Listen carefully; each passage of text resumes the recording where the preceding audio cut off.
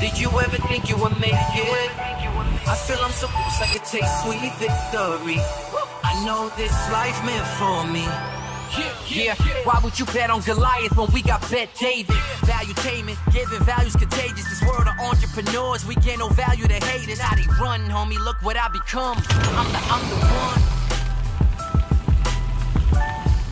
Okay, so there's some special about today's podcast. What's special about today's podcast, the fact that this is the last time we will be doing this out of the bank vault, especially after buying the new building. We'll be moving out to the next one, to the new building next week, Tuesday. So it is the last one here. Enjoy it. We won't be doing it here again. If you want to find any remaining money that was left in the bank vault, look for it. Today, we have a very special guest with us. I don't know how to introduce him, to be honest with you, because some say he is going to be the head of the RNC here soon. Some say he's the face of MAGA. Some say he's going to run for the governor of California as a Republican ticket. Oh, yeah. Some say he's left liberal, left-wing, socialist, whatever you want to call it. He is full-blown MAGA. I mean, that's a concern. I saw a tweet yesterday from a lady that you tweeted out in your thread, and she said, I had such high hopes for you, this lady named Joe. I can't believe you're doing this. I can't believe you're going to go and do XYZ. But anyways, we have Cenk back on the PBD podcast. How you doing? I'm great, brother. Great to be here. And this is the last episode in the vault. It feels This special. is it. Yes, this is it. And you know, I said I'm happy to cut the Pentagon. So if I find any money in here, I'm giving it back to the American we people. got to pay back. We got 32 trillion. We got some money to pay back.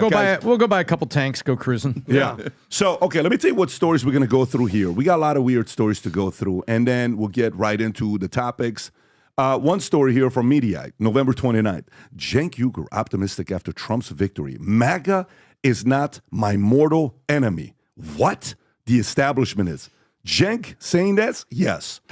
They threaten you. Pete Hegseth, mother calls on Americans to disregard media after private email went public. And I think Pete responded to the media yesterday. Maybe, Rob, if you have that clip to show it as well, that'd be great.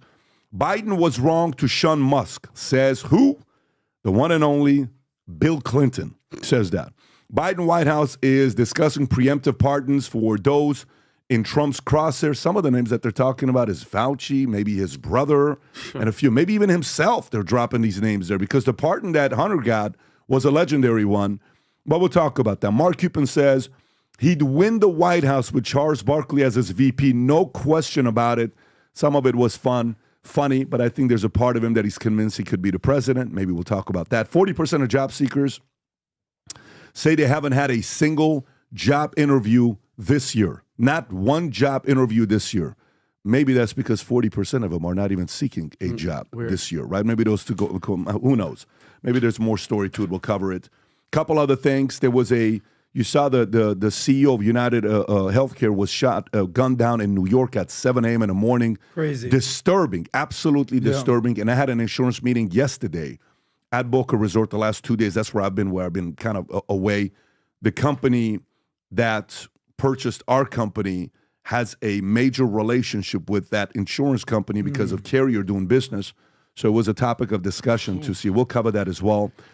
San Francisco was concerned about tsunami and you know, the 7.0 earthquake that hit. And one of the biggest things is this clip you got to see with the traffic driving on what would happen if a tsunami actually was to come in. Those people would not make it. We'll cover that. They're trying to create a division between Vivek and Elon. I told you they're going to try to do it, and they're starting with Vivek and Elon. We'll show the clip, and we'll give our thoughts and commentary on the division between the two. And then images of unmasked suspect emerge. We'll show that clip. This is the person that killed the CEO. Trump picks David Sachs, venture capitalist, as his AI and crypto czar. Then we have a transgender 10-year-old fears being murdered because of her identity. This is a CNN story. We must cover that because it's a CNN story. Call her daddy. Drags Kamala Harris saying $100,000 was not so nice cardboard walls in some random house. Wow. Now she's throwing her under the bus. House COVID-19 panel releases final report criticizing public health response to the pandemic. Canada bans more types of firearms and proposes donating guns to Ukraine. And last but not least, we have to show that clip, Rob, of Peter Hotez. Sure. This man is the modern day Nostradamus. Oh. He's predicting a day after inauguration, there's going to be a pandemic. Yeah, 90 viruses January are coming 21st. back. Yeah. We have to be ready for it. Sky, So man. listen, I don't know if you guys have put on your masks or not. Maybe you want to mask up right now. Yeah. Does he have any keys? Does he have any keys?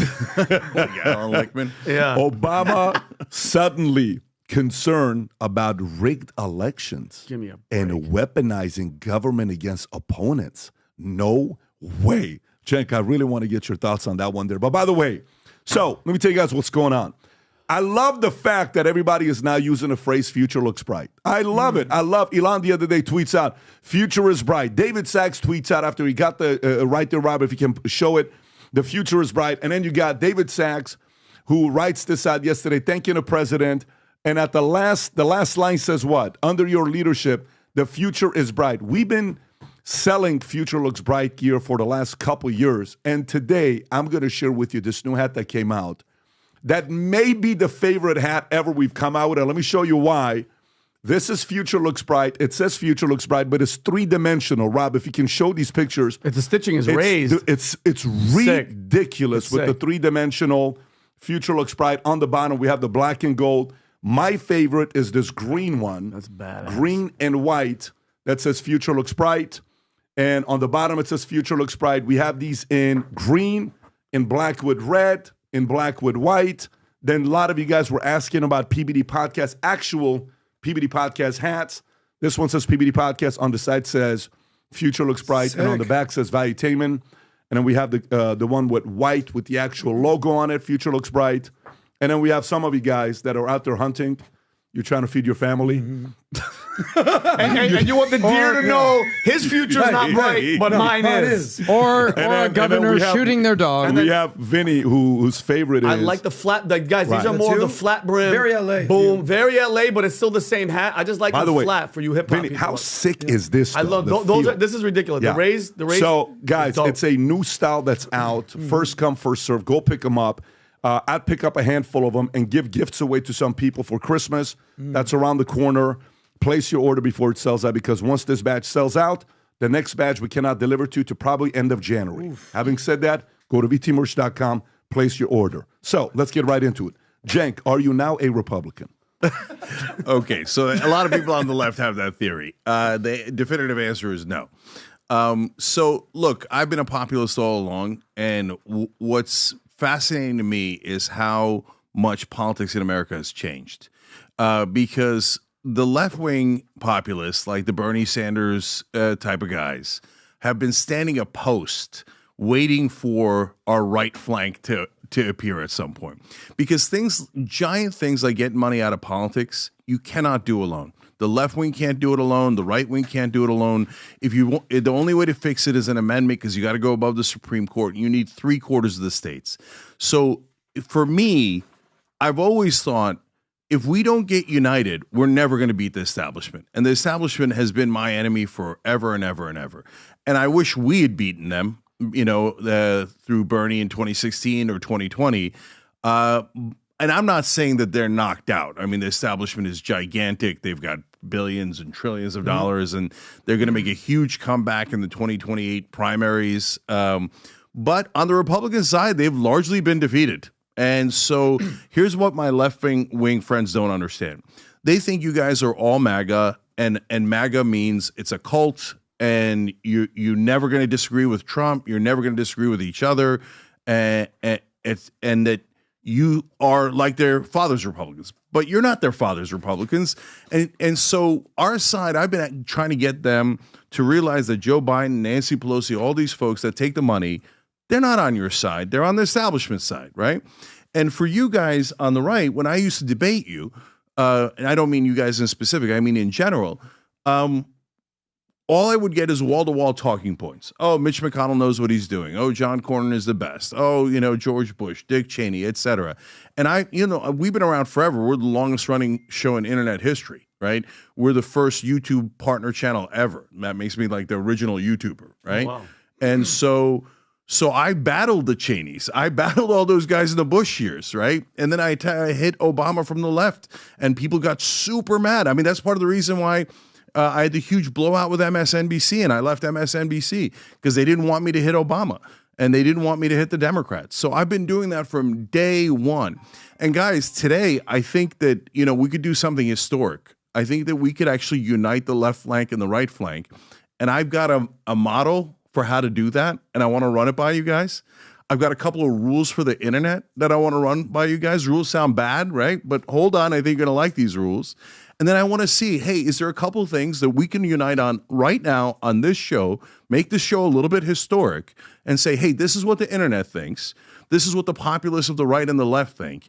Let's go tackle the establishment and make it happen. Okay, so before we do that, can I ask you a couple questions? Of course. So for you, election night, we had you on. You came, you spoke. You're a fiery guy. You're a true believer.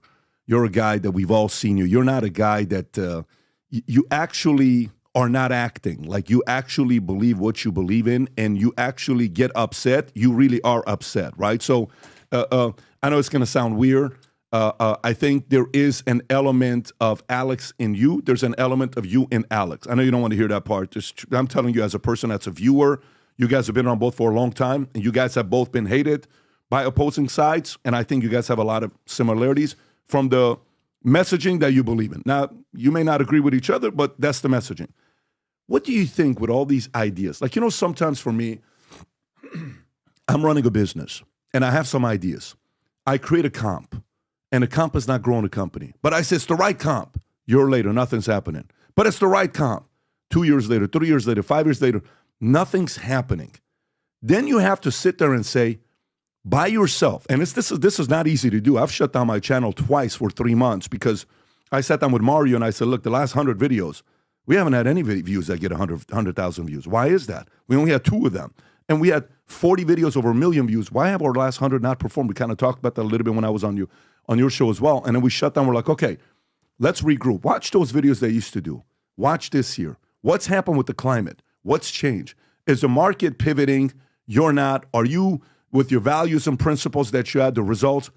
For you, what did you notice where you said, maybe I was wrong with these principles that I thought were the right way to think about? I know I was right about this. This is the one thing that whether I'm right or wrong, I'm not compromising. It's my conviction. But I know I was wrong about these 2 things. Is there anything that you personally went through? Yeah, there's a tiny on policy, but more on how to react to the right wing, which is a really, I think, interesting conversation. So look, I get why the left is skeptical, because what happens is usually there's a pattern, and unfortunately some former TYT hosts have done this, where they beseech the right wing. They start agreeing a little bit and then a lot, and then next thing you know, they're pulling a Reuben or eating a Reuben sandwich. And I don't eat that, right? And I don't do that. But what has happened, to the core of your question? So there's tiny things around policy, like I believe in no cash bail, right? So if 2 guys commit a sexual assault, one is poor and one is rich, the rich guy pays bail, gets out, the poor guy can't. And by the way, they're accused. It's alleged, right? You don't know. But the poor guy stays in jail for mainly being poor. So it makes sense to be for no cash bail. But what wound up happening is California, for example, reduced some felonies to misdemeanors, which they didn't really tell us. It was in a prop measure. I voted for the prop measure, but they never actually said in the ballot measure, we're going to reduce penalties for these crimes, which are some significant crimes. And when you combine the 2 things, repeat offenders kept getting out of jail and doing another crime and another crime and another crime. And I realized, okay, wait a minute, we got an issue here.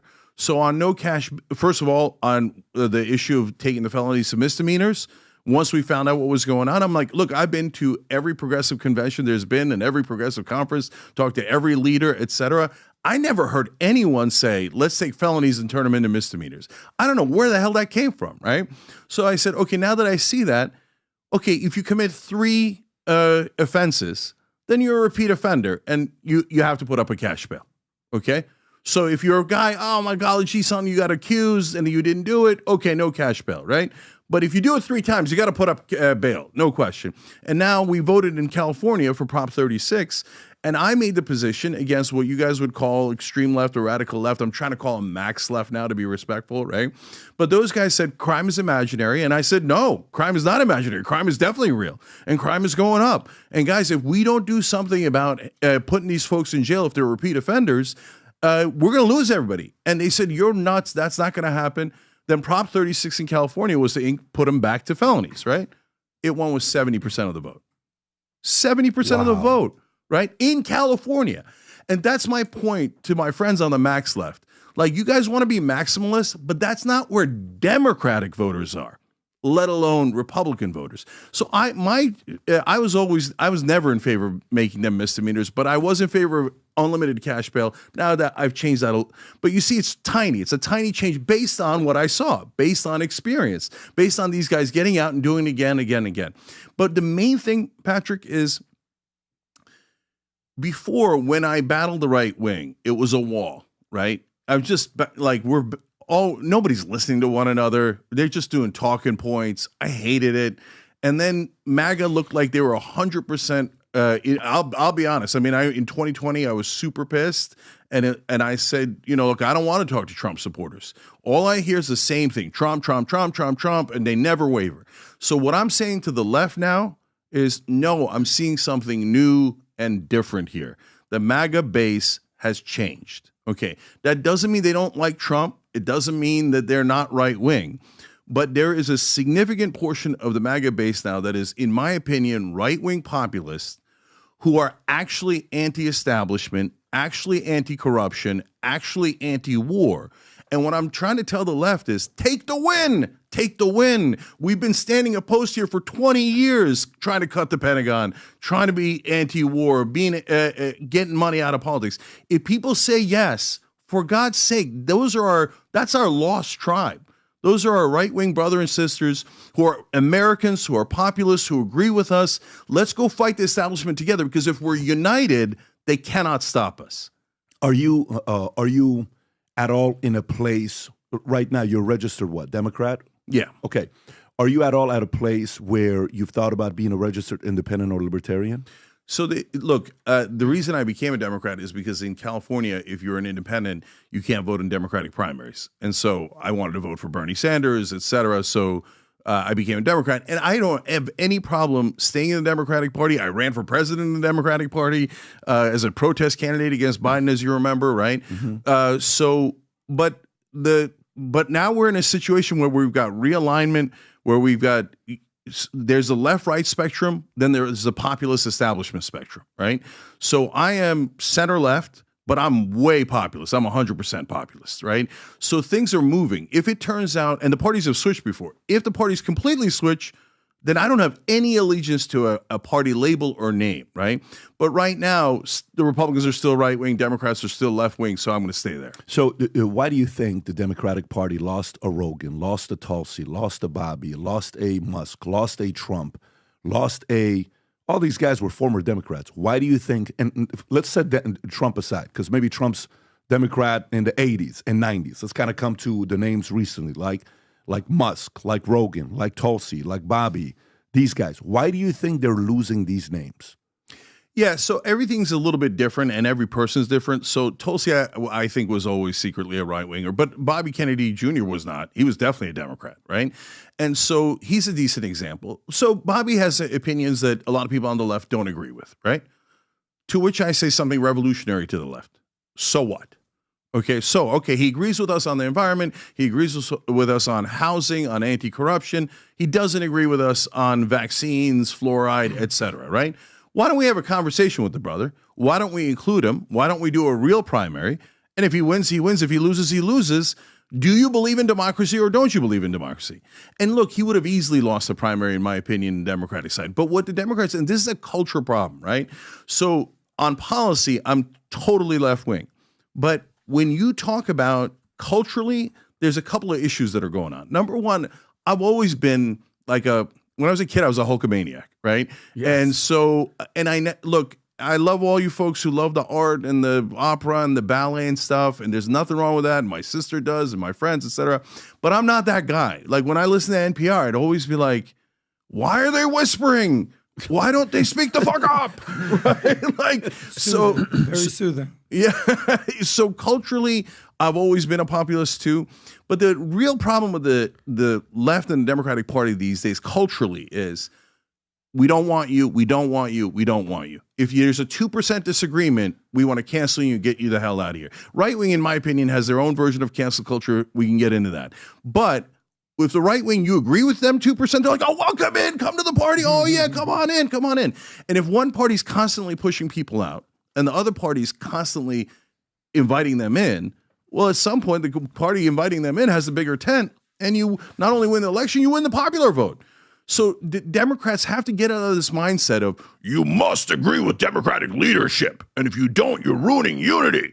Shut up and get back in line. No, hell no. Young Turks have never been in line. We're never going to get in line. We're not going to get in line for MAGA. We're not going to get in line for the Democratic Party. And these idiots said, bow your head to Joe Biden. And Pat, you know, I was on the show. I was on every show, and I said, what are you guys, nuts? His brain has fallen out of his ear. He's shaking hands with invisible people. He thinks his uncle was eaten by cannibals. You guys are lunatics, and I will not agree to being a lunatic for your agenda. So look, to me, like, look, I want to propose this as rules for the internet. I want to hear it. Go for it. But it's so important that both the right wing and left wing agree with this, right? So let me bounce it off you guys. Number one rule: when we disagree, we fight. And there's nothing wrong with that. Nothing wrong. It's America. Okay, we disagree. We got freedom of speech. Let's rumble. Let's brawl. There's nothing wrong with that. What do you mean rumble and brawl? I mean, of course, rhetorically, politically, Debating. not violent. I'll throw down right now, Jeff. Take it easy. Because as simple as that sounds, that was not popular with the left the last 8 years. We've invited so many people from the left, and we will always invite them. But unfortunately, they don't like to fight as much as the other side likes to fight. Okay, Yeah, what's rule two? Rule number two of the internet. Afterwards, you must have a beer together. Okay? Tip O'Neill and Reagan. Yeah. And so what I mean by that is you don't have to love the other guy. You don't have to agree with him. But we got to go back to being Americans, right? So, okay, we have a fight. Then let's go get a beer. So what? Okay, I don't agree with you on healthcare. I don't agree with you on trans issues. And I know some people say, hey, look, is there a line that goes too far? Yeah, for some people, there's a line that goes too far. But in general, let's go back to listening to one another. We've been yelling at each other. And by the way, I mean, I'm guilty of it too. I mean, I think as far as yelling on the internet goes, to your point, yeah, I've done that many, many times.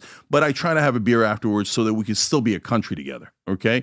And last one is number 3 is when we agree, let's do something really bold and unite, okay? And if we unite, we will be invincible. Because look, as I said in that tweet, my mortal enemy is the establishment. The one that says, no, the politicians are honest. No, the donor money doesn't affect anyone. You know, this absurdity of CNN and New York Times pretending that the donor money doesn't affect the candidates and it doesn't affect the bills. When they start talking about legislation and we're talking about, hey, can we negotiate drug prices? And you're not talking about big pharma spending billions, if not trillions of dollars in lobbying, in donating to the politicians, et cetera.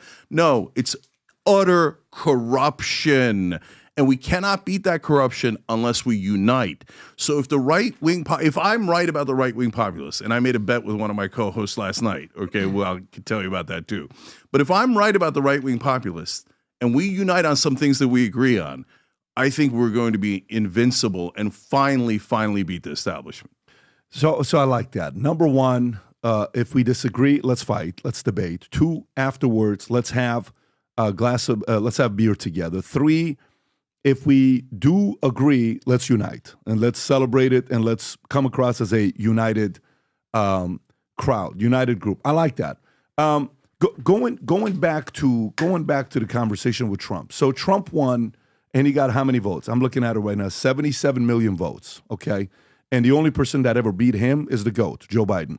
But he got Jordan. Man. Yeah, he got 77 million votes himself. And by the way, just so you know, even the great Obama in 2008 got 69 million votes. In 2012, he got 65 million votes. Hillary Clinton got 65 million votes in 2016. And in 2020, Trump got 74, and now he got 77 million votes, 7 battleground states, all that stuff. Why do you think he won so single-handedly, like it's not even close? Yeah. Well, look, the popular vote was close. But so now when the Republicans win the popular vote, it feels like a mandate because they usually lose. But he did. He won fair and square, right? And he won with a big vote, and he won all the swing states. So, as you guys know, I was warning that he could easily do that, and my Democratic friends were like, "Oh, you're crazy. Trump's not going to win. No one I know likes Trump." No, you're in a bubble. Everyone's in their own bubble, right? And probably if you'd asked some MAGA guys, they probably thought he's going to get 80% or something, right? No, we're in different bubbles. And what's interesting, Pat, is that I speak both languages. I speak populist and establishment. I speak right wing and left wing. I can understand and I could translate for folks, right? So why did Trump win? Why was he popular? Because he's at least trying to appear to be a populist. Whether he actually is a good question and is going to be settled by the next 4 years, right? But I'll give you the example I always give. This random guy, Nick Smith, doing a strike at a Waffle House in Western Virginia, and we go interview him in the 2016 election, and he says, "Look, all my family's coal miners, right?" And our reporter asks, "Why are you guys voting for Trump, right?" And he says, "Look, Hillary Clinton comes here and tells us we're going to lose our jobs and there's no hope. Trump at least has the decency to lie to us." Okay. And he says we got hope, the future is bright, etc. Right? And that makes a huge difference. Yeah. And so and then our candidates are so terrible. And after an election loses, you see cable news, CNN, MSNBC. What do? They blame the voters, they blame Russia, they blame Bernie, they blame me, they blame everyone except the candidates. So Kamala Harris, it was a terrible candidate. When you go out there and you're like, "I will only do talking points, I will not have any real conversations," then you're not authentic. Trump appears to be authentic, even though, in my opinion, he lies a lot, but he appears to be authentic, whereas our guys look like corporate robots. And what's the lesson they learned? I guarantee you in the next primary, the Democratic establishment will run Gavin Newsom, Pete Buttigieg. They're like, no, these are the new improved corporate talking robots, right? And that's not the point. Authentic and populist. And by the way, Pat, all across the world, look at what just happened in France. The left and the right got together, both populist, and said no to the establishment. Enough with, taking it to the average man. Listen, I'm with you on the establishment side. Because you saw the other day Bernie Sanders agreeing with Musk. What? Yeah. What is that all about? I mean, that's both of them are anti-establishment. So that is the area of agreement. So I agree with you there, Tom. You were going to say something. Yeah, I appreciate you using the word authentic. We did a 17-week show where we were counting down the polls. Every week we were going through. And we found the true polls that were Trafalgar, Rasmussen, and Atlas Intel proven because their polls lined up with the results. So guess what? They were polling in apparently the right way. And then you had those that were trying, those that were false, and those were for sale. And so the authenticity, you said authentic, and we saw authentic coming in because we saw a heat poll that was done on the intensity of voters feeling about a certain issue. And in Arizona, the intensity of Democrat and Republican voters on immigration was very high. Why? They're seeing it in their state live. They're seeing people that are homeless, that are people that have come across the border. So they're seeing it live and in color. In Missouri, immigration was more like a debate at the barbershop. In Arizona, it was like they're seeing people in front of Walmart, in front of the ATM, at their gas station, and the issue was right there on the front doorstep. So the authenticity of the concern of the voter that was in Arizona was something that you can't just do talking points to stoke fear and then walk away. And that's what Harris did there. And that's why it was a 5.61%. He had a 5-point victory in previously close Arizona. So there is you say authentic about the candidates, but there's also something authentic about the voters. The voters were voting for their very authentically felt positions. And are you going to improve my life here on this issue or not? And we saw the heat map in Arizona. We're like, you know what? If she doesn't come out with something other than talking points in Arizona, they don't even understand that the good polls were showing that the underlying intensity of the authentic feeling of the American voter. And I feel like candidates in the establishment take that for granted and just try to give you talking points to stoke fear, to sway you. They're not really speaking to your authentic needs. Yeah, so let me address that in two ways real quick. So the only thing that that I said I got wrong in this election, and I came out and did a video about it, is I was saying throughout the election I didn't believe Trafalgar and I didn't believe those polls. I thought they were leaning to Republican on purpose, etc. I was wrong. They were more accurate, right? And so number one in our mission statement is boldly pursue the truth, right? And the truth is non-negotiable. So if it turns out that they had the more accurate polls, and those three did, there's a lot of pollsters that were off the waterfall. Yeah, and the more traditional pollsters were wrong, well, then you got to say it. It doesn't help to try to like, oh, no, but next time let's keep lying to ourselves that we're going to win, right? If you got to deal in the reality-based world.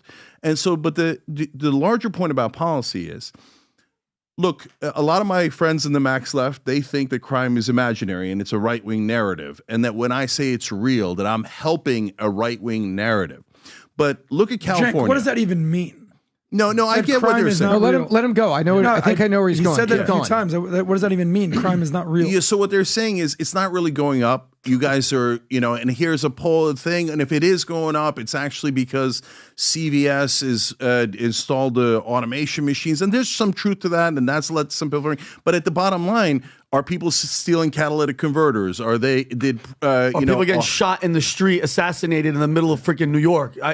Is auto theft up, et cetera? So the point I wanted to make is in California, we passed Prop 47 that I told you about before. We accidentally moved some felonies into misdemeanors because I think we got lied to. They tried to reverse that in 2020 and it lost. It only got 38% of the vote. Totally lost at the polls. Why? Because at that point, crime had not spiked. So the voters didn't respond to it. It didn't matter if there was a right-wing narrative. It didn't matter what the propaganda was. Post-COVID crime, to be specific. Yeah, so before 2020, when we voted 2020, COVID hadn't happened. We hadn't had the spike. So the California voters, Democratic voters, were like, no, we're rejecting it. After the spike in 2021, 2022 in crime, which was real, then the voters come back and go, yeah, no, we're rejecting it now. Okay, now we're going 69% saying, bring them back up to felonies. I saw the crime. It's because of what Tom is saying. It's not imaginary. Like I experienced crime. My neighbor experiences crime. See, I tell this story and the left gets super mad about it. One of my neighbors, there's so many things that happen to all my neighbors, right? But one of my neighbors, a homeless guy, comes in and starts leering at the young woman she's got inside the house. And he's doing crazy things. And she comes out, she's outraged. She says, I'm going to call the cops. He says, go ahead. They're not going to come. And this was at the height of 21, 22, when it was just a mess in LA and California, right? And so, and she's freaked out and she calls the cops and they're not coming. And he's like, I told you. He's like, I could just go take a seat in your backyard and there's nothing you could do about it. Unbelievable. And when stuff like that happens, you lose Democratic voters, you lose all voters, and people get super mad. But what you're saying is absolutely correct about California crime. And I'll back up one chapter so everybody listening can understand this. There's a thing called the 3 strikes law that happened in California. California passed it. We're tough on crime. We're going to do this. And there was certainly crime that was there. Kamala Harris ran, as AG, and she was putting African-American males in prison at an over-index rate because the 3 strikes law actually went a little too low on what was a strikeable offense. You know what I'm talking about? They all end up in jail, and they're like, we need to repeal the 3 strikes law. And the Dems said, "Oh, we can't take that to the voters. Well, they'll say we're soft on crime, and there are bright reds in Central California. We can't have that." So you know what they did? They took felonies and they dropped them to misdemeanors. Yeah. So now you get less strikes because I've classified what's a strike, which led to the part you're talking about. So there was government interference and there was liberal game playing with the 3 strikes law where at the hands of Kamala Harris, who is known as one of the most racist AGs, but you can't say that. She's not racist. She's here. But if you go back in history and look at it, Californians have woken up to what was a 20-year run from 3 strikes to, let's not call them strikes anymore. Let's bring them down to misdemeanors. And finally, the voters come back and go, at the post-COVID spike, they're like, you know what? Yeah, you know what this makes me think about? I'm pissed off. We're going the other way. If you simplify it, here's what it comes down to me. Common sense prevails. It's very simple. Yep. Bad policies have consequences. Data shows everything. You can sit there and say whatever you want. You're claiming you have better ideas. Like, in PHP, guys will say, I think we're doing it better than them. Really? Yeah. Go ahead. Show it in 2020. I think we're right and the other guys are wrong. Go ahead. Show your formula and show us what you do. And all of a sudden it's like, oh shit, they were right. Yeah, they were right. So maybe you ought to go back to listening to what's working. Common sense wins. bad policies got exposed by Democrats in ways I cannot even believe that so many people bought into it. The basics, right? And then data coming back showing, yeah, California lost $1 trillion of money under management. New York lost $1 trillion of money under management. California, first time since 1850, 1851, you had a net migration rate of negative back to back to back. There is a reason for that. People are leaving you. And you know what was the most incredible data point that came out after the election? It's the map that shows which states got bluer and which states got redder. I don't know if you've seen this or not. Which states got redder, which states got bluer. Rob, we've shown this before. This isn't the one, it's another one. Slack. Which states got bluer? Check Slack, Rob. And when you saw this, 50 states, 100% Not one of blue. all states in America went more red. And what are we talking about? And by the way, look who went the reddest. Yeah, exactly. California and New York. Look at Florida. those two. So by the way, here's the thing. You know what? When sometimes we think about it and we say, don't make my Florida California. Don't make my Texas. And the one thing with us is, guess what? I've lived in California. So have I. I've lived in Texas for 5 years. Yep. And now we've been in Florida for 4 years. Okay. Texas got redder. But the fear was, well, what are you going to do when all the conservatives and Republicans and the red leaves New York and California? New York and California are going to get bluer. That's not what happened. So even with the red leaving, whoever that was left became, I don't know if you understand what I'm getting it. So even after people left and people stayed, the people that stayed even got redder to say, dude, these policies are ridiculous. I'm out. Thoughts? Yeah, so Latino men is a good example. So Latino men were heavily on the Democratic side, and Democrats view politics. Look, I think the right wing plays identity politics too. Again, we can get into that, but unfortunately for the Democratic establishment, they view everything through identity, and they're like, okay, blacks are ours, Latinos are ours, women are ours, educated are ours, etc. Right? Educated is at least about something you did as opposed to who you are. So. But they took Latino men for granted. And then after the election, when Latino men flipped over to the Republicans and to Trump, they started saying, oh, they're sexist. That's why they got that macho culture, et cetera. First of all, blaming the voters, incredibly dumb strategy and also incorrect. And if you ignore that map that you just showed, that's a disaster for the Democratic Party. If you keep ignoring reality and ignoring the truth, that's how you lead to more losses. So if Latino men are so sexist, then why is the president of Mexico a woman? Right? If Latino men are so sexist, why did they vote for Hillary Clinton by a 31-point margin? This doesn't have anything to do with sexism. What it has to do with is that you didn't deliver for Latinos. But okay, Cenk, it wasn't just Latino men. It was also black men, white men, basically any man. I'll tell you a quick story. A guy tells me, he goes, so you voted for Biden? I was like, yeah, I actually did. And you voted for Hillary? Yeah, I did. So you're going to vote for Kamala? I go, no, I'm on the Trump train. He goes, straight up? I go, yeah. He goes, oh, so you're not gay? I'm like, what is that supposed to mean? He goes, because the Democrats, they're just gays. They're just a gay party now. As a straight man, how do you vote for them? And I looked at him and I go, you're actually absolutely right. So you're a straight guy. Any straight guy, I mean, men have been gravitating away from the Democratic Party for the last 4 to 5 years. And it's just getting weirder and less common sense. So you're talking about they're fragmenting just Latino men. Every man in America is like, nah, I'm good.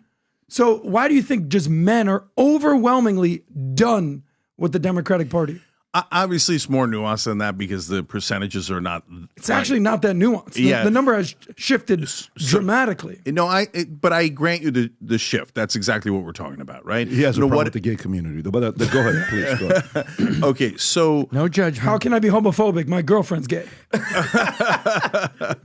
Okay, that's an interesting story. We'll come back to shout out to Central C. Sorry about that. So Let's not talk about Frank. So look. I remember when the Democrats used to brag, oh my God, we got this big lead with women. And I'm like, well, these elections are super close. That means you have a huge deficit with men, right? Like you're leaving out half the equation. So why is the Democratic Party in some ways driving out men? We got to be real about it. We got to be truthful about it. It's because of perceptions. And what is the perception? Is it that policy? Have they passed any laws against men? Not that I know of, right? So I don't think it's policy. I think it's optics. So the optics is whenever there's a guy who's being a tough guy or strong, some guys who are being tough go too far? Of course, of course. Are there some actual toxic guys? Of course, there's guys who beat their wives, etc., right? But anytime anybody did anything, it was called toxic masculinity. But sometimes it's just masculinity and it's not toxic, right? And every time you call it toxic masculinity, at the drop of a hat, at the slightest little thing, what you're doing is you're pushing men away. You're pushing them away because they're saying, wait a minute, I thought protecting women was just masculinity, not toxic masculinity, right? And now if that's toxic, then everything I learned is wrong. Like I'm supposed to protect and provide. And that's not, I didn't think that was a bad thing. And now, so I just feel like that's why I bring up the crime thing, because I think the right wing and the left wing have massive misconceptions about each other. And one of the misconceptions the right wing has is that the craziest guy you heard on the left represents all Democratic voters. And that, and what we just showed in California is that's not at all true. California Democratic voters are saying, I don't want this extreme stuff either, right? And so I think that kind of language pushed a lot of people away, but also economic things matter, right?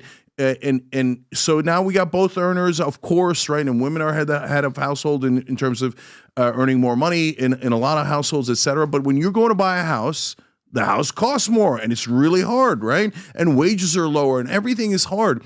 And the answer to that is not elect more minorities or elect more women. Now, if they're a great minority, great. If they're great women, great, right? But when you say elect based on identity, you're losing people, including men, who are saying, yeah, don't stop talking to me about identity. Start talking to me about the housing prices and about my wages, et cetera. So a combination of all those things did great damage in pushing men away. All right, so let's go to the next story. The story, I'm going to go through a bunch of different stories with everybody. Rob, if you want to pull up the Obama story, because Obama is becoming an election denier. And you know. What? You don't say. Yeah, I mean, Weird. I didn't think he was going to be the guy that's going to be an election denier. Is this entire video, Rob? Yes, sir. Obama is suddenly very concerned about what the party in power can do to rig elections and weaponize the government against perceived political enemies. What curious timing. The Washington Examiner reports Obama scorns doom loop of political extremism after Democrats' election defeat. Former Barack Obama criticized the political doom and loop created by politicians who portrayed their opponents as enemies to be vanquished just weeks after he warned voters about now President-elect Donald Trump while campaigning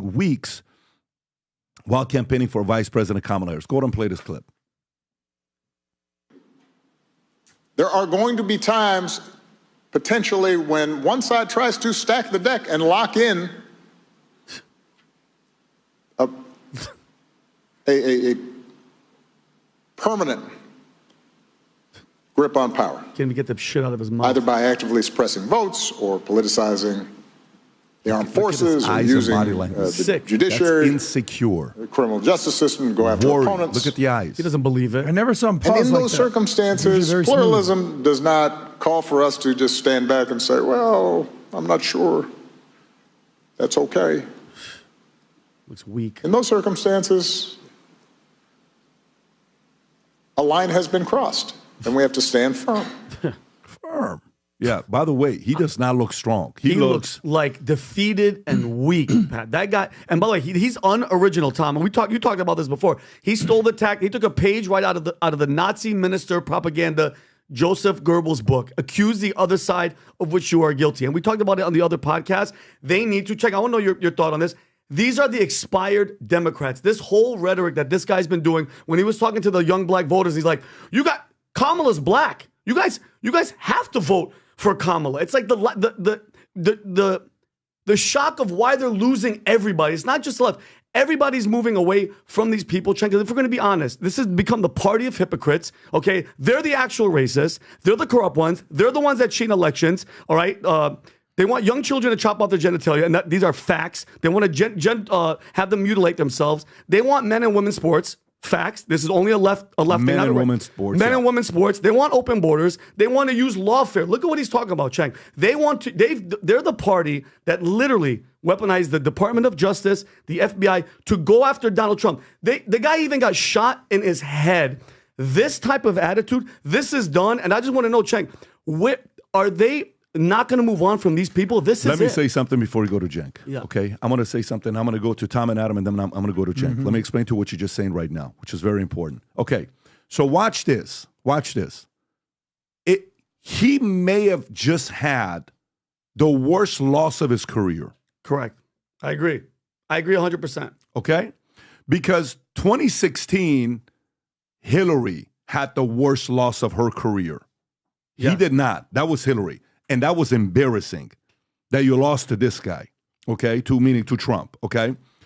But this last one, Kamala wasn't campaigning. He was campaigning. Obama wasn't campaigning for Hillary. Yes, he was, but not like this. Obama was campaigning for Biden. He helped him. Yes. And they won, right? This is the first time he has had a public loss of this level, of this magnitude. He's never had a loss like this, and here's the issue. So Cenk comes and, hey, I think we have to stop thinking MAGA's the enemy. What? What are you talking about? I think we need to stop thinking these are horrible people. We got to stop taking that approach. We can disagree on policies, but dude, these are like, I'm around them. This guy speaks as a way that you're not... You know, you lose a game, and what do? You come back and you say, what? We have to go back and, hey, we messed up. Yep, That's a terrible loss. Back to the drawing board. We have to make some changes. It all starts with me. There is nothing. It all starts with me. You're the head coach of the Democratic Party. Where is the accountability for you? Where is you getting up on the stage and saying it's with me? If anything changes and you have this kind of a loss, and you're saying, you know what he's trying to say? He's trying to say, in a way, because legally, yes, they're going to probably flip one more seat for Supreme Court. That's what he's trying to say, but he's saying it in a way to make it seem like it's illegal. It's not. He's doing it in a legal way. But you're just not happy about it because that could be a 20-year of Supreme Court and logic having some kind of control. Tom, what are your thoughts on what Brock is saying here? When I saw that, I thought to myself, there's influencing and there's leading. And I watched it, and I actually had the thought, I looked at it, and I said, didn't this guy used to be Barack Obama? Yeah. But I'm saying Barack Obama in the spirit of who he was. And you don't have to agree with him to understand that he was a gifted politician, that he stood like a statesman at times. I don't have to agree with all of his policies to give credit to that person that served 2 terms as a president. And I looked at it, and I said, you have been trying to influencing. Clooney said you stood behind the scenes, you didn't lead, you influenced on the coup, if you want to call it that, Biden stepping out of the candidacy. You influenced from behind the scenes till they finally said, you got to get out in the front yard and you got to yell. And you finally got out and started campaigning. But there's influencing and leading, and he didn't lead all year. He didn't stand up to lead. And when I looked at it, I said, again, didn't this guy used to be Barack freaking Obama? He don't look like that. Yeah. You know when you're no longer as attractive as a girl and you expect everybody to treat you like you were at 22 years old? We agreed not to talk about The View. But the grace, what stays, you hope the grace stays. And you're attracted to the grace, right? Like, you know what? Man, she's still graceful. Yep. And you can maintain your looks, but maybe not at 22, you're 62, right? Things have changed. For him, you know what he's going through? Vinny, it's very hard to go through this. My voice doesn't carry the weight it used to carry 20 years ago. Oh, that is hard. Yep. My voice doesn't carry the weight it used to carry 16 years ago, 12 years ago. That's what he's going through. And it's like, hey, guys, don't you remember you used to love me?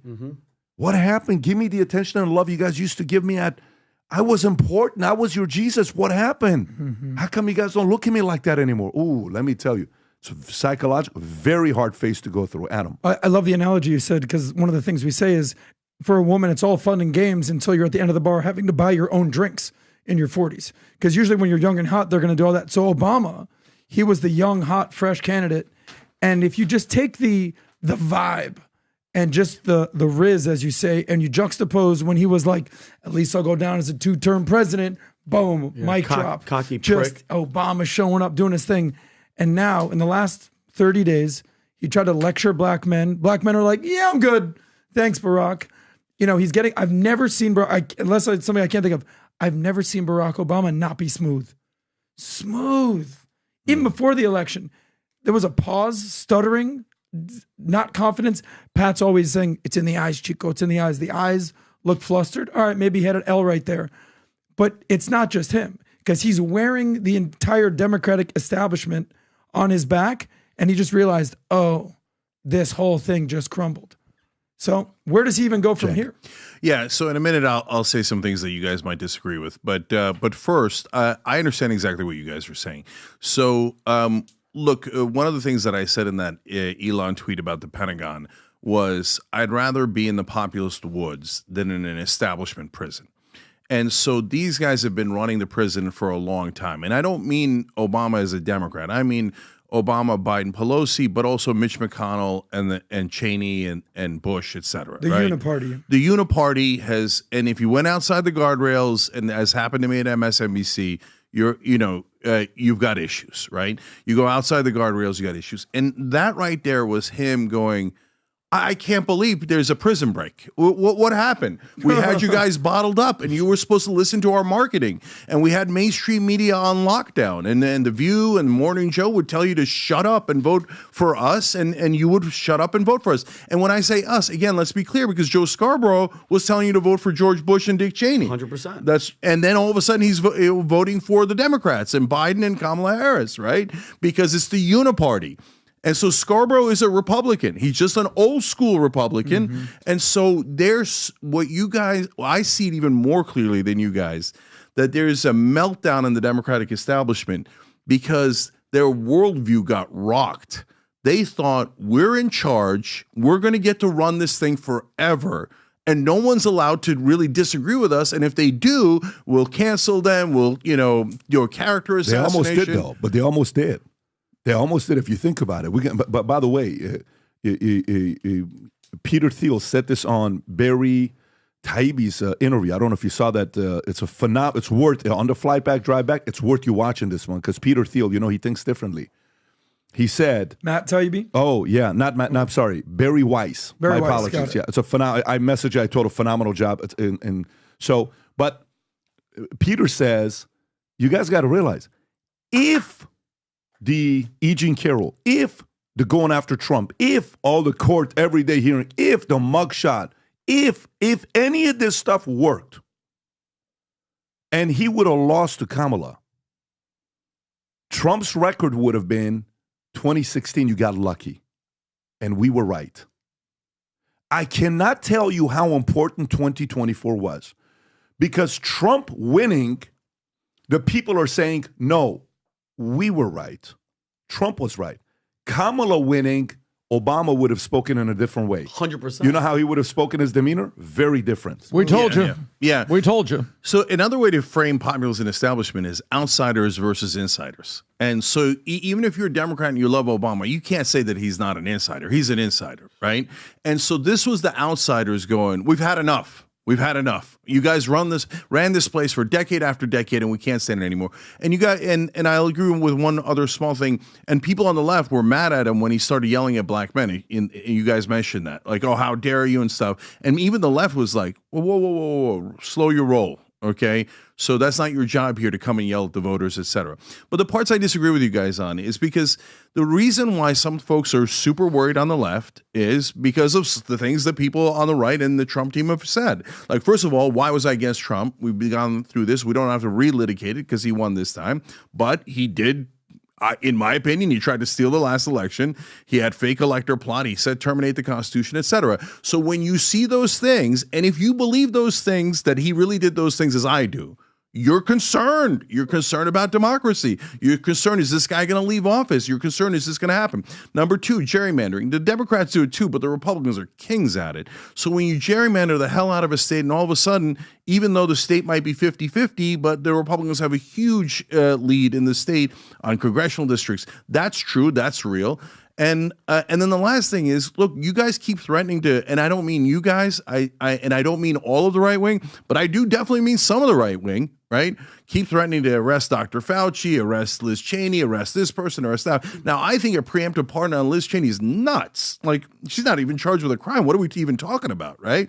On the other hand, it's the idea that these people might get arrested is not crazy, because people like Kash Patel have said, I got an enemies list, and if I'm the head of the Justice Department or I'm the head of the FBI, I'm going to arrest them. So how could you say that that's crazy when that's what they threaten? But hold on, Cenk. You don't think that Dr. Fauci, well, Mr. Fauci of all these people, deserve, especially with the House Select Committee coronavirus pandemic thing that just came out, the shit that this guy did and what they did and what they knew. Of course, these people belong in prison, and I get your angle on the Trump, and you didn't like him, but steal the election, Cenk. 2020, they cheated. The FBI was at Twitter. Hold on. Okay, so Cenk, is the FBI at Twitter suppressing stories on social media, not election interference, cheating? Be honest with me. The FBI, directed by the left. How is that not cheating? Okay, brother. That's cheating. Come on. No, you're lying to the people. No, let me explain, Vinny. So in 2016 and 2020, it depends on what you mean by cheating and rigged, right? In the Democratic primary, and in 2024, did they rig it and cheated in a colloquial way? Yeah, of course. It's still the word cheating. Hold on. Let me explain the difference. So they rigged the debates to have as little debates as possible in 2016. They had the DNC funnel money to Hillary Clinton through the states. So there's a ton of things that they did that rigged it in favor of Hillary Clinton. But you could call it rigging, you can call it cheating, but it's not cheating in terms of fixing the votes, changing the votes. They never changed the votes against Bernie. Bernie did actually lose, even though but the reason they lost, in my opinion, is mainstream media is rigged against them, DNC's rigged against them, but they never changed the votes. So you can't saying the media is against me, brother. I mean, I'm a left-wing populist. The media has been against me from 24/7, right? From day one. I don't get to say, hey, the New York Times character assassinated me when I ran for Congress in 2020. I'd like them arrested. I get to say they character assassinated me. They're full of crap, and I'm going to show you how full of crap they are, and I get to fight back, and I get to have my voice, but I don't get to put them in jail. Okay, but Dr. Fauci lying about gain of function in front of Congress, check. Lying about what they were doing in a lab that we owned, and then shut down the world, killed all these people. Have you read the book, The Real Dr. Fauci? That book is this. Check. If you haven't, read that book to know exactly who this guy is. That's step one. Number two, and Pat, I think we're going to get into the stories of what the select committee talked about. But Cenk, if you knew that they were doing gain of function and this thing leaked, and you were responsible for it, and you lied in front of Congress, you lied. It's a fact. He lied, and people are dead. I have friends, Cenk, that are vaccine injured, not that long COVID bullshit. Vaccine injured. One of them is in this building. She's affected by it. That guy doesn't belong to go to prison. He belongs in jail, 100%. So hold on, Cenk. None of them deserve prison. Nobody that has effed up this guy. They've been cheating since 2015. There has to be accountability, Cenk. We deserve that. No, it's a couple things here. Look, when they said it's not the Wuhan lab, they still haven't said it definitively. They're still like, possibly, bullshit. We know it came from China. Why do we have to keep tippy-toeing about it? So, look, I'm on tape on all these things at the time, not later. I said, look, brothers, you're telling me a giant virus broke out right next to the Wuhan virus lab. Yeah. Right? One of the biggest virus labs in the world. And you expect me to believe it broke out right next door to it, but because of a bat and a different kind of animal, et cetera. I'm like, less likely. More likely it broke out of the lab. So when Rand Paul was first questioning Fauci, I was a little skeptical. And then at some point I was like, wait, that's an interesting point.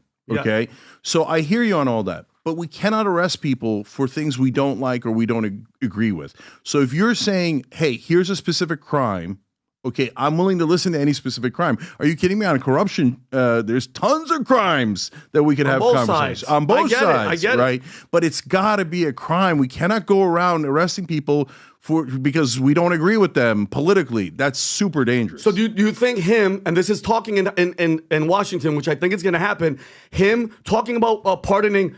So here's the thing. Why would you want to pardon Adam Schiff, Dr. Fauci, and Liz Cheney, of all people, unless they've done, it's not Trump's coming after them, because this whole Trump, the boogeyman coming after Cenk is bullshit, because it's the left. But you the just left said arrest Dr. Fauci. No, me personally, from the shit that he's done, especially with 1,000%, because people have died because he lied. Plain and simple. But do he you lied. get that that's freaking people out? Like, you guys were freaked out that Trump was arrested. That's freaking out the Democrats. And when you guys start talking about arresting Cenk, people, we you did don't... good. Let them be freaked out. To hell with all of them. Because Cenk, we want accountability. The guy won. I love everybody was shocked. You don't like Trump because of the personality, Cenk. You say, he's a con man, he's a crook, he lies.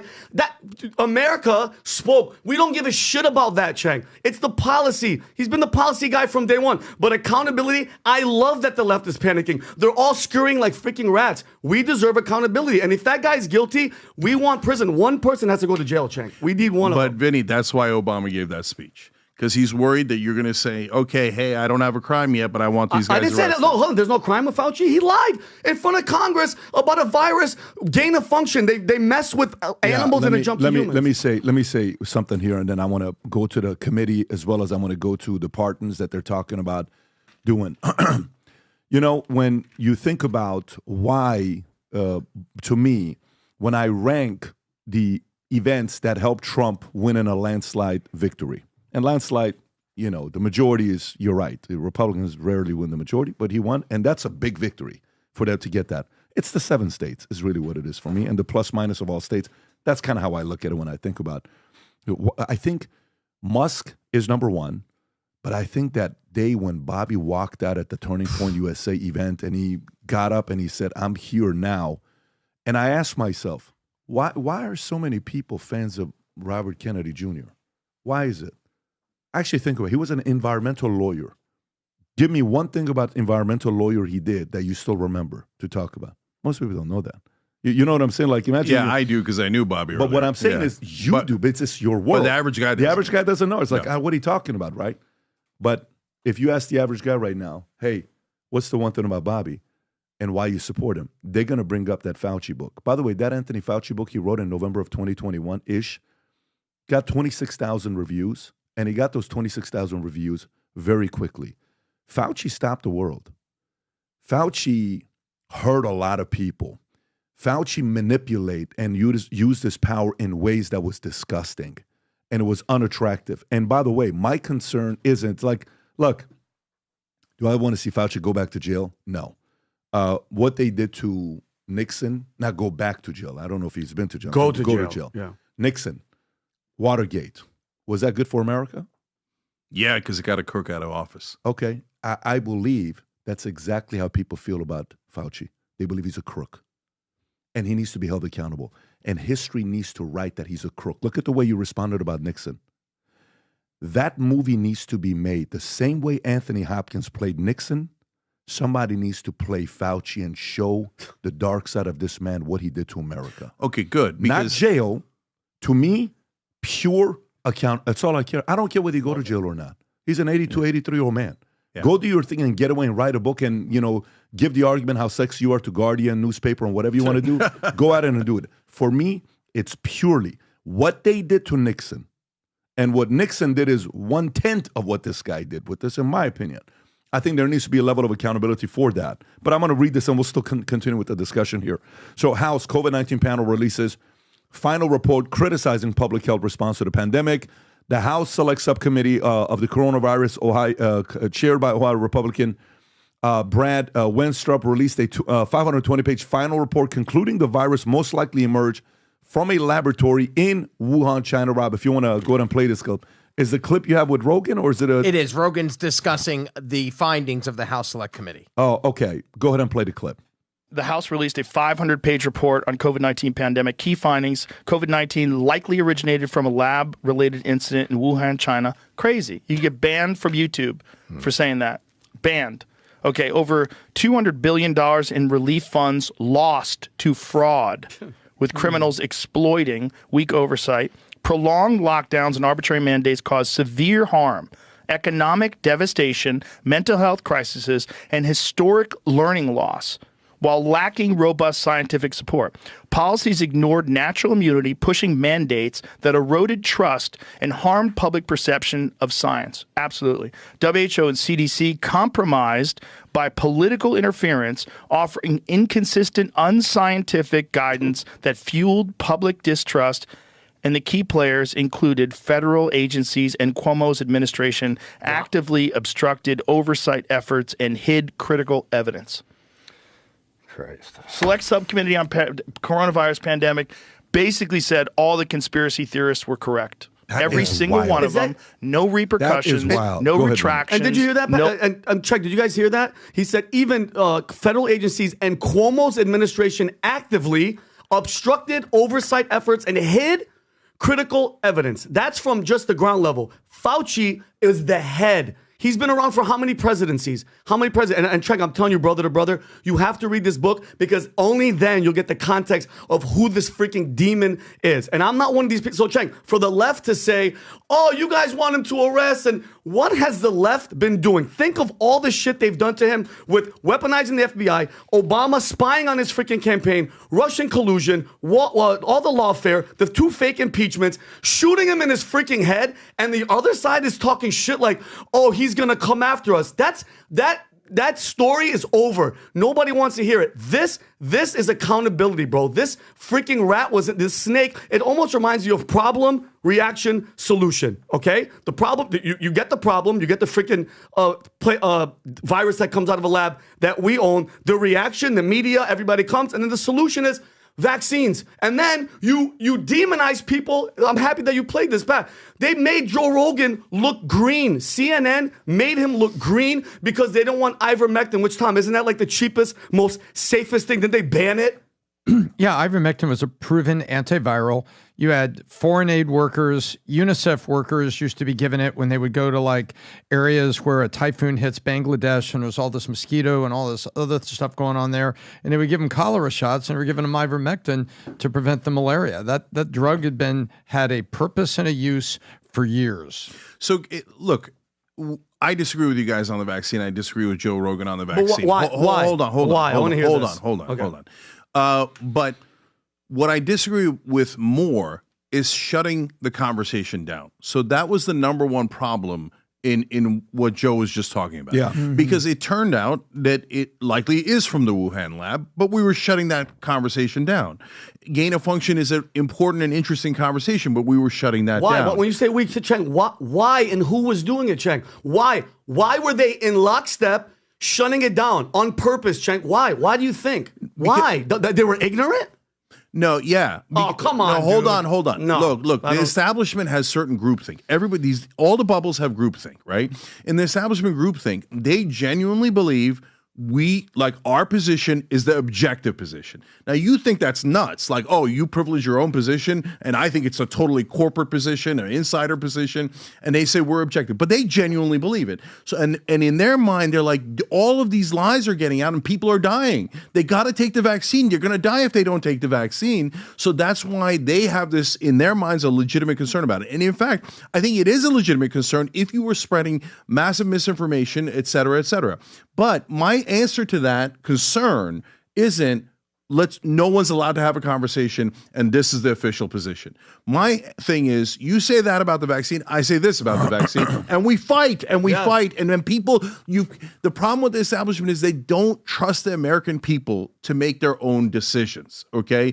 So I think that's the core of the problem that Rogan's talking about there, and he's right about that. Even if we disagree on the vaccine or Fauci, et cetera, the left has got to stop trying to and to be fair, again, it's not the left. For example, Andrew Cuomo. The left was against Andrew Cuomo from day one. We were against him on the COVID. We were against him on the corruption, nonstop help to his real estate donors, et cetera. So as much as I like his brother, Chris, right, I've had issues with Andrew Cuomo for 20 years. And what did the establishment do? They shut it down. Shut it down. And number one tool they have against outsiders is character assassination. So that's why I understand you guys when you say, hey, Trump, you guys are doing a character assassination of him. You went after him legally. You went after him, his reputation, et cetera. They did the same thing to Bernie. They called his supporters brown shirts and Nazis when he's like the most prominent, successful Jewish candidate in American history, right? Mm-hmm. And they did the same thing to me. Smear jobs from the New York Times. Oh, you're anti-Muslim. Hey, motherfucker, I am Muslim. Okay, so I hate the New York Times, And so, like, I mean, what kind of a preposterous lie There's is the that? T-shirt. Yeah. Okay, so look, you guys know I'm atheist now, but not mentioning that I have a Muslim background and pretending that I'm anti-Muslim. So I've been through all those wars, Vinny. But neither side should arrest people for their opinions, shut down things, cancel culture. I mean, look, you want to talk about right-wing cancel culture? You go ahead, criticize Israel on a college campus, see what happens. Right. You literally get arrested. You literally get. I mean, Ron DeSantis here in Florida has a law that if you're a company and you don't believe and you are in favor of boycott, divestment, and sanctions of Israel, they say, oh, we're going to take away your livelihood. We're going to cancel your government contract because you dared to disagree with Israel. Well, fuck that. I mean, is this America or isn't it? So if you're going to be outsiders, let's be outsiders. Let's rumble, right? And then again, there are things we agree on, and we should focus on those, and we should try to get those done. We're on the same page Yeah, there. for Just sure. so you know, I'm all 100%. for debate. Give your argument. We're on the Florida thing. Where there's one. But for me, can I just say one last thing about that though? But look, when you guys get this upset about Fauci, right, and all the things that you think he did wrong, understand that that's exactly what the left thinks about Trump. But this is, but we have proof. No. I know, It's Vinny, different because I have proof. We have proof. Vinny, I'm not talking about the facts, and we could debate the facts on Trump. We could debate the facts on Fauci. I just want you to understand what they feel, and what I'm trying to explain to the left is what you guys feel, and they're getting mad at me. Saying, no, they're the enemy. They're the enemy. Don't try to understand what they feel. Don't try to understand their perspective. I'm trying to get the country to talk to one another, the right wing and left wing. So as angry as you are about Fauci, that's how angry people are about Trump on the left. So now you understand why they act the way that they do. And for those, my friends on the left, as angry as you were about Trump, understand that's how Vinny feels about Fauci. Yeah, but right? with facts and results because of him lying in front of Congress. 77 million people. Just remember that. 77 million people, every state turning more red. They want to know what the hell Fauci did. Yeah. We have 4 kids under the age of 12 and under, right? I can't, if I didn't have, these kids didn't have the luxuries that their dad had where I brought them to the office. Every day I was their teacher. I homeschooled my kids for the few months you were there. Were you there? Dallas. You were there. I was shooting hoops with every Dilly Boy. day. They had PE at the office. They had classes they were taking. They had homework they had to do. It actually, for us, it was a great opportunity because we got very close during that time. But for the average person, COVID destroyed a lot of relationships, businesses, jobs, memories, a third-generation restaurant that was shut down because of this guy named Fauci.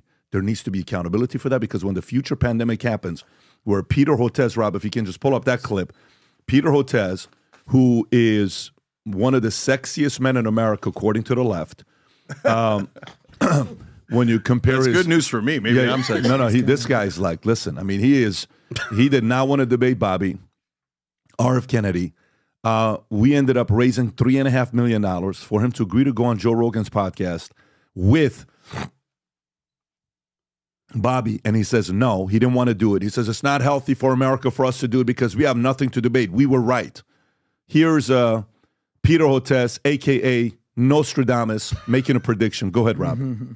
Here's the reason why we need to care about this stuff, Nicole, is that we have some big picture stuff coming down the pike starting on January 21st. Mr. Bloomberg mentioned H5N1. That I'm really worried about. It's all over wild birds on the western part of the United States and going up in the north. It's getting into the poultry. We're seeing sporadic human cases, no human-to-human transmission yet, but that could happen. It's in the cattle. It's in the milk.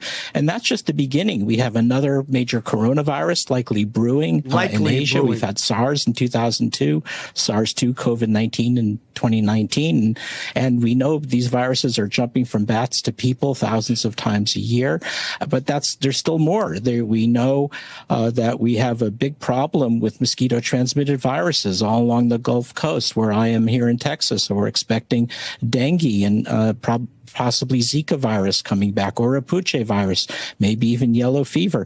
And there's more. Then we have all this sharp rise in vaccine preventable Is it a to-do list here you're reading off? You can pause it by now, by the way. By the way, can you play the clip I just sent you, Rob? This is the one when he was on Rogan, okay? And Rogan asks him a basic question. And the question is, do you think vitamins are needed while you eat junk food? And he's asking him, like, do you exercise? Do you eat right? Do you do this? Yeah, I probably shouldn't be eating junk food. Like, what's better, taking a vaccine or eating good food? Now, this is 4 minutes and 20 seconds. While we're doing commentary, maybe, Rob, you can listen to the what section that is, and it will play the 30, 40-second clip. But Peter Hotez, when you see that, what do you think about it? Tom, I'll come to you first. What I think about Peter, it's, this guy's a learned scientist. I mean, I give him credit for that. But I sit back and I feel like, here it is, fear porn, non-specific fear porn, running down a list of things that each on their own right have an element of truth. Have mosquitoes transmitted viruses on the Gulf Coast? Yes. You could go down this list. Is H1 and was it H1N1 I think I just said that wrong. The bird virus, is that going between ducks and poultry, wild ducks and poultry? Well, apparently it is in cases. But it's just, he's running down a list of things that are a little truth under the umbrella of, and by the way, all those things he's described have medical-based propagations that you can mathematically see it go through populations of animals. It doesn't wait for Valentine's Day and say, okay, here come the hearts. He's out there with this fear porn. Rob, can you play this clip somehow with him? on the, it's in the beginning. 21st? Yeah. It's suddenly going to jump out. Go ahead, play this clip. Do you take care of your immune system in other ways? Do you take probiotics? Are you cautious about your diet? I'm not as cautious about my diet as I should be. I'm a junk foodaholic, actually. Well, that seems like a terrible thing for your health. That is a terrible thing for my health, and something my wife is working on. But that seems ridiculous for someone who works with health. Yeah. Sometimes, man, I just don't get it right. Look at Joe. Trust the science. What? How often? How often do I steal a bag of chips or something like that? How often do you eat garbage? I don't know. Every day. No, hopefully not every day, but Hopefully not every day. Often maybe you a couple work times out. a week. Oh. Often do cardio. That's what Often with you get Rachel, sunlight. my you get out of the daughter lab. with autism. That's like our thing is to go to the it's called the burger joint or to Shake Shack to get a cheeseburger. We'll sneak some fries. So you live in large, we call it. Yeah. Like that mouth pleasure so much, you're willing to sacrifice a little bit. I of health. am. I have to concede that's the case. Well, there's, I don't have to tell you, but there's a large body of data that connects poor diet to a host of diseases. That seems like a crazy decision water for a guy in your line of work. There you go. Sometimes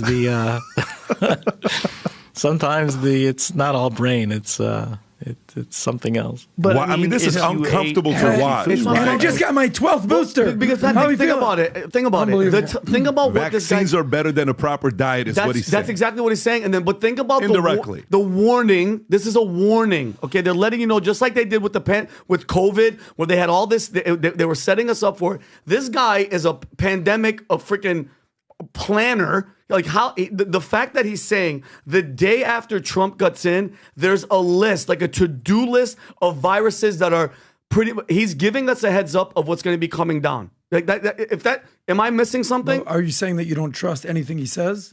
Did you see his smile? How if you just didn't know anybody, you didn't know him, would you trust that guy with your health?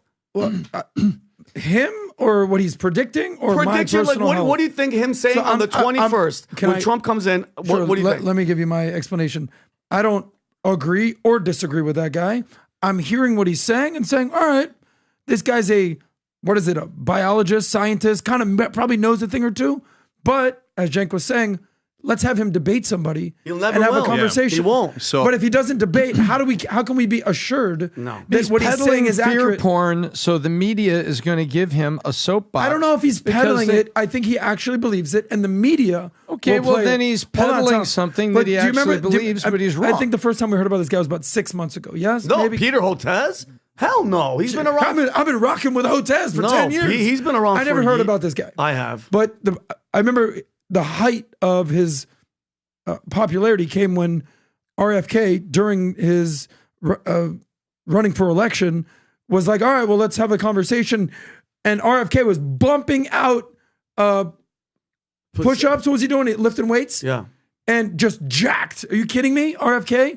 And he's like, how about you? And just in a geeky-ass lab coat. But the two guys, they need to debate, to have that conversation. One of the things that I have the most trouble with is anyone who says they knew exactly what was going on when this COVID thing started. No, you don't. You have no clue. Nobody did. Whether it was Trump, whether it was Biden, whether it was Fauci. But I remember in Dallas, I remember in Boca when we first started the podcast 3-4 years ago, if we even tried to have a conversation amongst ourselves, or even with guys like Dr. Robert Malone, Dr. Peter McCullough, what happened? PBD, what would happen to the channel? We'd get a strike, we'd get something. And people were very adamant about having this conversation. And I'm like, guys, I don't think it's just worth talking about. Is it worth losing the channel over? And some people with their conviction, not PBD, were like, yes, we need to have this conversation. I said, nothing's bigger than our channel. Imagine if TYT got taken down.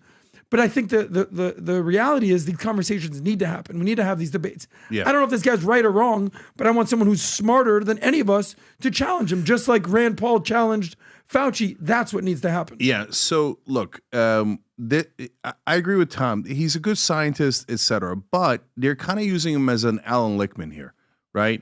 So the mainstream media will pick different so-called experts to push out the point that they want to push out. Right. So in this case, they want to scare the living crap out of you about January 21st. So as good a scientist as he might be, don't tell me that yellow fever might start on January 21st. That's nuts, right? That reminds me of Alan Lichtman's keys and I know, exactly. I'm the expert. Yeah. I'm the expert, right? So now I got a super interesting story for you guys. About a decade ago, Bobby comes to me because we knew each other from like liberal circles back in the day, and says, "Hey, I want to do this debate," right? Just like he wanted to do debate like this here, right? Mm-hmm. But he's been wanting to do it forever. Now, I don't agree with Bobby on vaccines, and I don't know how he knows better than 99% of the doctors and the scientists, but I said, okay, I love debates. So I tried to organize a debate a decade ago with Bobby and these guys, and I couldn't get a single scientist, professor, or anyone to debate. This is when? This was about 10 years to ago, about 2015, actually, 9 years ago. Okay, and why? John? Because this is what I'm trying to get the Democrats and the left to stop thinking in this way, because they think even the debate misleads people because it leads them to think maybe it's 50-50 or 60-40, right? And it's platforming, et cetera. Mm-hmm. And that's why they were like, oh, Kamala Harris shouldn't go on Joe Rogan. That'll platform Joe Rogan. No, you knuckleheads. He's trying to platform you. And they think because they got this mindset of we're permanently in charge. Right, and it's our rules, it's our playhouse, and this is the thing. So since they never had to let Cenk Uygur on, or Anna Kasparian on, or Vinny on, or Pat on to CNN, MSNBC, they think, well, we'll just shut them out. But again, guys, they genuinely believe it. They think this is super dangerous if we let it get out. Mm-hmm. So we've got to make sure they shut up. But that is not what America's about. America's about freedom. It's about all of us talking together. And it's about some of us being wrong from time to time, right? Yep. And so that's why this attitude is wrong. Here, I got a proposal, right? I like proposals. Why don't, now the election's over, Bobby is likely going to be the head of Health and Human Services. Now you got to debate him, right? Now they probably want to debate him.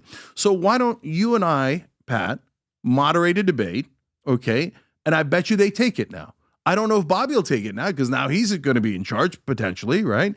But now that he's in this situation, whether it's before his confirmation, after his confirmation, but hell, before the confirmation would be amazing, right? You think Peter Hotez would sit down with you two and RFK? I don't care if it's him but give me your best scientist, someone that I agree with, right? Someone that believes in vaccines, someone that believes that the fluoride in the water is fine, whatever it is. Who are the people? But especially vaccines. Yeah. Well, listen, I would personally give $5 million to a charity to sit down with a 3-hour podcast of Fauci and RFK, and he would never do it. Never. $5 million to any vaccine-injured people. Matter of fact, Fauci gets to choose the charity, okay? $2.5 million Fauci's charity, $2.5 million Bobby's charity, $5 million, 3 hours sit down to actually debate, and he can't plead the fifth. If you plead the fifth, the money goes to the other charity of R.F. Kennedy. You have to actually talk. If you want to do that, we'll have that 3 hour. Because to me, the person that we would like to see is that. That's the debate. In regards to Bobby, the one thing about Bobby that you have a relationship with him. You've known him a lot longer than I have. This guy's as true believer as possible. 11 o'clock, I've told the story, 11 o'clock at night, I'm in Texas. They're asking us to get these new vaccines for the kids. I'm like, wait a minute. Now we're going to use religious exemptions. Our kids are going to Christian school. They said you can't do that in Texas. I'm like, what are you talking about? You can use a religious exemption in Texas. I said, we're in Texas. So I text Bobby at 11 o'clock. Hey, do you know anything about this? Boom, calls me. Jen and I are on the phone at 11 o'clock at night for an hour. He's three-waying other people in Texas, and he's finding out that, guess what? You can't. They have to get the vaccine.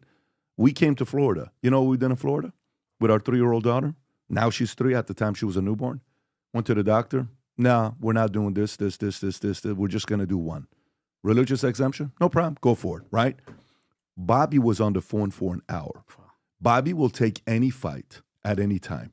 That guy's looking for it because he's a true believer. Yeah, there's something very unique about a true believer. But this guy's an establishment guy with all the fancy degrees and all the other stuff that he's done. More power to him. But he's not. He's afraid. He's protected by the establishment. Let me go to the next one here, Rob. Rob, can we pull up the video about all the different pardons Biden may be given here? So Biden White House is discussing preemptive pardons for those in Trump's crosshairs, okay? And there's quite a few of them here. I don't know, Rob, if he's explaining in the video or not. Biden's aides, led by White House counsel Ed Siskel, are debating preemptive pardons for public affairs officials could face retaliation, including Adam Schiff, Liz Cheney. Fauci, Schiff rejected the idea, saying, I would urge the president not to do that. I think it would seem defensive and unnecessary. The time for cautious restraints is over. We must act with urgency to push back against these treats and prevent Trump from abusing its power, et cetera, et cetera. Rob, if you want to play this clip, go for it. Yeah, so this is, just so you know, this is from 2020. This is Joy Reid with Adam Schiff, where they talk about preemptive pardons when it comes to Donald Trump possibly pardoning his children and why that was a huge problem. Oh, weird. Barack Obama never had to think about whether he needed to pardon Sasha and Malia, and yet Donald Trump is reportedly discussing pardons for his kids. The presidential pardon was originally meant to grant the president the power to temper justice with mercy. It was not enshrined in our Constitution so that a dishonorable man could reward his criminal allies, friends, and family for their corrupt practices. Trump is considering preemptive pardons for his adult children. Late last night, we learned that Trump has discussed preemptive pardons for his 3 eldest progeny. The news was first reported by the New York Times. And joining me now is Congressman Adam Schiff of California, chairman of the House Intelligence Committee. Have you ever heard of somebody getting a preemptive pardon who was innocent of all crime? Who's just an innocent person? Have you ever heard of that? Just somebody getting a blanket pardon and they're an innocent person? But no, it's the president's own family. It's people that have been covering up for the president in addition to his own family. This is hilarious. And so there is a self-interest at play as well. It's been essentially a den of thieves environment. And so I think the president used this as his way of trying to protect those that have protected him. Kevin Spacey right there. What's the other clip you got, Rob? The other is just an NBC analyst explaining why Biden should issue preemptive pardons. Let's see what this person says. I'm curious. Grant of clemency. I hope that President Biden will also issue preemptive pardons to all of those people threatened by the injustice of what will become the Department of Justice in the Trump administration. That, of course, includes Jack Smith and all of his staff, many Department of Justice lawyers. It includes President Biden himself, although we don't know that anyone can legally pardon themselves. He will need a pardon because he is going to be harassed and charged for no crimes whatsoever. Donald Trump has promised that. Anthony, to pick up on by that. the way, what's his name? Yesterday, I'm watching Rand Paul, and Rand Paul says Fauci is probably going to get a pardon. He's saying, and you know, Rand Paul and those two have been going back and forth. He's probably going to get a pardon. Then he said Biden could potentially pardon his own brother and give the same kind of a pardon. And the trickiest one that was said is that he may even pardon himself because of what could happen. Now, has there ever been a president that pardoned themselves? Not as far as I know. So, look, I used to be friends with Joy Reid when I was an anchor on MSNBC. And so we had a huge falling out afterwards. And the reason is, What is that? I mean, look at the propaganda. So I'm principled. I don't think that Trump should have pardoned Steve Bannon, Roger Stone, Charles Kushner. Charles Kushner's family had nothing to do with the administration at the time. But I also don't think Hunter Biden should be pardoned. I don't think Adam Schiff and all these people need to be pardoned. So what do we? First of all, there is no such. This is an invention, preemptive pardon. What the F is that, right? That's not a thing, right? So you got to be charged with a crime. You actually have to be convicted of a crime before you get a pardon. But Trump screwed that up because the minute any of his allies were in trouble, I pardon. So Trump definitely did it. But you can't, if you're Joy Reid or you're MSNBC or you're these people, you can't say, I can't believe Trump was thinking of pardoning his family members or pardon. Oh, but of course Biden should pardon his family members and all of his allies, et cetera. So the idea of staying principled is just an anathema to them. They hate it. And so, look, I have a suggestion. Let's see if we can agree to this one. I have one pardon suggestion for Trump, but Biden could beat him to the punch and get all the glory. Pardon Edward Snowden. Okay, Edward Snowden revealed They're talking about that. the deep state, wiretapping us, listening to average Americans, right? He's an American hero. The left-wing populists have always thought Edward Snowden was a hero. And so can we get an agreement here that a pardon of Edward Snowden makes sense? I agree 100% that he needs to get pardoned. I do. Yeah.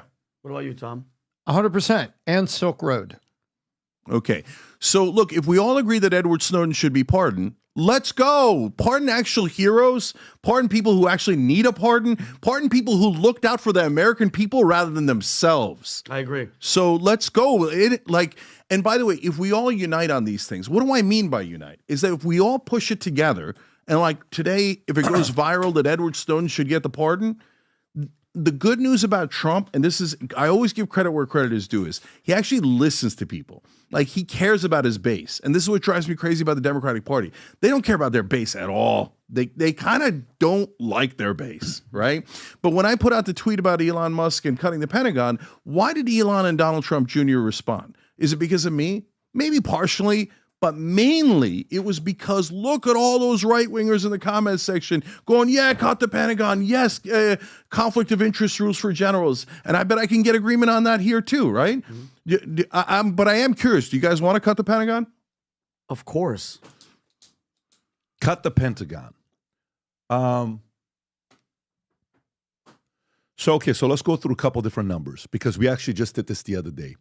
The annual budget of how much the U.S. government spent last year was what, Rob? $4.7 trillion? I think the number is $4.7 trillion, okay? Of the $4.7 trillion, what is it, 6.1? I know, but I took the 1.4 out. Right, they're about $4.5 trillion in revenue is what it gets. We spent 6.1 trillion, so about 4.5, 4.7 is the money that comes in, that we collect, our right? income is about 5 trillion, and our expenses is over 6. So we're well over $1 trillion of the 4.7 trillion. You know where we spend the most money, Rob? Can you type in where we spend most of the money? What percentage goes to what? Do you know what it is? Yeah, I do. What is it? It's all Social Security, Medicare, Medicaid. Those are the big three. You know what's three? Yeah. Military. Okay, so now check this out. You know what's tied with the military? What's that? Is the interest on our debt. Right. But it's well over $1 trillion. It is. So check this out. I got a couple ideas if you go in there. I have a couple ideas. If you zoom in, Rob, I just want to show the categories because I think it's 27%, 21%, 18%. Brandon, can you send it right Rob, there? Rob, if you go to that and hit images. So 21% Social Security, 18% National Defense, 15% Health, 13% Medicare. And if you go in the charts for the audience to see, there's a few things that we need to do because this is the problem. I don't think that's the one. There's another one that's a better one. That's an older one. Anyways, this is my thoughts on this. And actually, we put some time thinking about. Do you know what U.S. just 150 years ago? Do you know where 100% of our revenue was coming from? Tariffs. 100% was tariffs. 100%. Yeah. No income tax. We lived. Everything for us was off of tariffs. Okay? Everything for us was off of tariffs. Okay? Do you know the U.S. government, what percentage of the U.S. income they were living off of? Meaning the money that we make, the money that we make that they tax, 2%. Now it's 37%. They rely on what we do. in what we produce, okay? Tariffs. We get rid of tariffs. We introduce taxes. Every time taxes was introduced, you know what it was due? For war, right? Let's do this war. No problem. What's his name comes out? Lincoln comes out, Civil War. Hey, guys, we need to tax you up to 7%. It's tiers. 1, 2, 3, 4, 5, 6, 7. Great. Once we pay off the debt for the war, we'll stop taxing you. Guess what happened 10 years later? Another war. No, they paid off the war. They stopped taxing. Oh. So it's like, okay, we're done. Next. Okay, we're done. Boom, next. Do you know in 1894 what happened? Rob, type in 1894, Supreme Court ruled, I think it's called something against farmers, Pollack against farmers. Type in Pollack against farmers. Do you know in 1894 what Supreme Court ruled unconstitutional? Income taxes.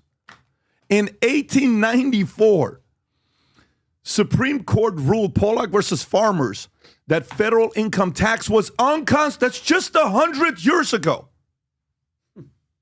Just 100 years ago. Then what happens? Then all of a sudden we have 1913. Two things happen in 1913 right before World War I. What is it? Federal Reserve and taxes gets introduced. What happens in 1914? You got World War I starts. Then what happens? You know what happens next in the 30s? You know when we introduce and we accept it? The taking income from your paycheck. Nobody did that. It's the, what do you call it when you're taking income out of your payroll taxes? And American people are like, yeah, let's agree to it. Dead. From that moment on, you were done. You agreed for the government to take taxes before you make money. That was like, this is what we fought for, right? So then fast forward to today. Do you know right now with the revenues that we get, what the exact dollar amount the U.S. government gets from tariffs? Now? Do you know what the exact dollar amount we get from tariffs? What do you think the dollar amount, income that comes into them? Ooh. From us, they're getting $4.7 trillion, give or take, right? How much are we? Of the $4.7 trillion that the U.S. gets, what percentage you think is other countries paying tariffs? Less than What do you think is the 5%. dollar amount? Give me the dollar amount. Of the $4.7 trillion, what do you think is the dollar amount that we collect? 50 billion. What do you think? 50 billion out of 4.7 trillion? That's very low. That's like 99.9% is on us. 1.2 what? Trillion? What do you think it is, Tom? No, I don't think it's in the trillions. I'm guessing. I think it's in the billions. I'm going to stay closer to $1.5 trillion. $1.5 trillion. You know what the number is? $80 billion. Jeez. Look at this guy. That is I took the under. Look at this guy. Tom. Yes. Tell me you're not shell-shocked. Please tell me you're not shell-shocked. I'm completely shell-shocked. So I know watch the this. War Powers Act of Check the this War out. Revenue Act 1918. You may be asking yourself, I asked you a question about Pentagon. What the hell does this have to do with Pentagon? You know what it has to do with Pentagon? Do you know right now we tax 2% tariffs? Our average tariff is 2% on countries. Because it's $4 trillion that we get. We tax 2%. What's 2%? $80 billion. Do you realize if we raised across the board that $4 trillion that you're doing business with us, across the board, we raise tariffs to 25% no matter what country it is, we now generate $1 trillion. Now, let me go to the other part. Do you know how much military personnel we have in Japan? Do you know how much military personnel we have in Japan? Give or take. How many soldiers do we have in Japan right now? 20,000. 52,000 people, give or take. Why do we have 52,000 people in Japan? We're protecting from who? From possibly what? China. Okay, so North Korea, China, we have military in South Korea. Okay, but who's providing protection? We are, right? Okay. Do you know who we owe the most money to? Japan. Oh, they have a $1 trillion bond on us. In our bonds, yeah. In our bonds, right? Do you know if you calculate from 1945, give or take, till today that we've had all those soldiers there, how much that investment has been to Japan? Roughly $410 billion. So say $500 billion. So what if we go and we negotiate with Japan and we say the following, listen, guys, we appreciate you guys. You're amazing. We're willing to continue to provide you protection from all the enemies around you. However, that $1.5 trillion loan, the bond that you bought, we have to split it in half because since 1945, we've given you protection. We got to cut this out. This has got to be gone. We're not doing this anymore moving forward. So our debt from 1.1 officially became $600 billion. Great.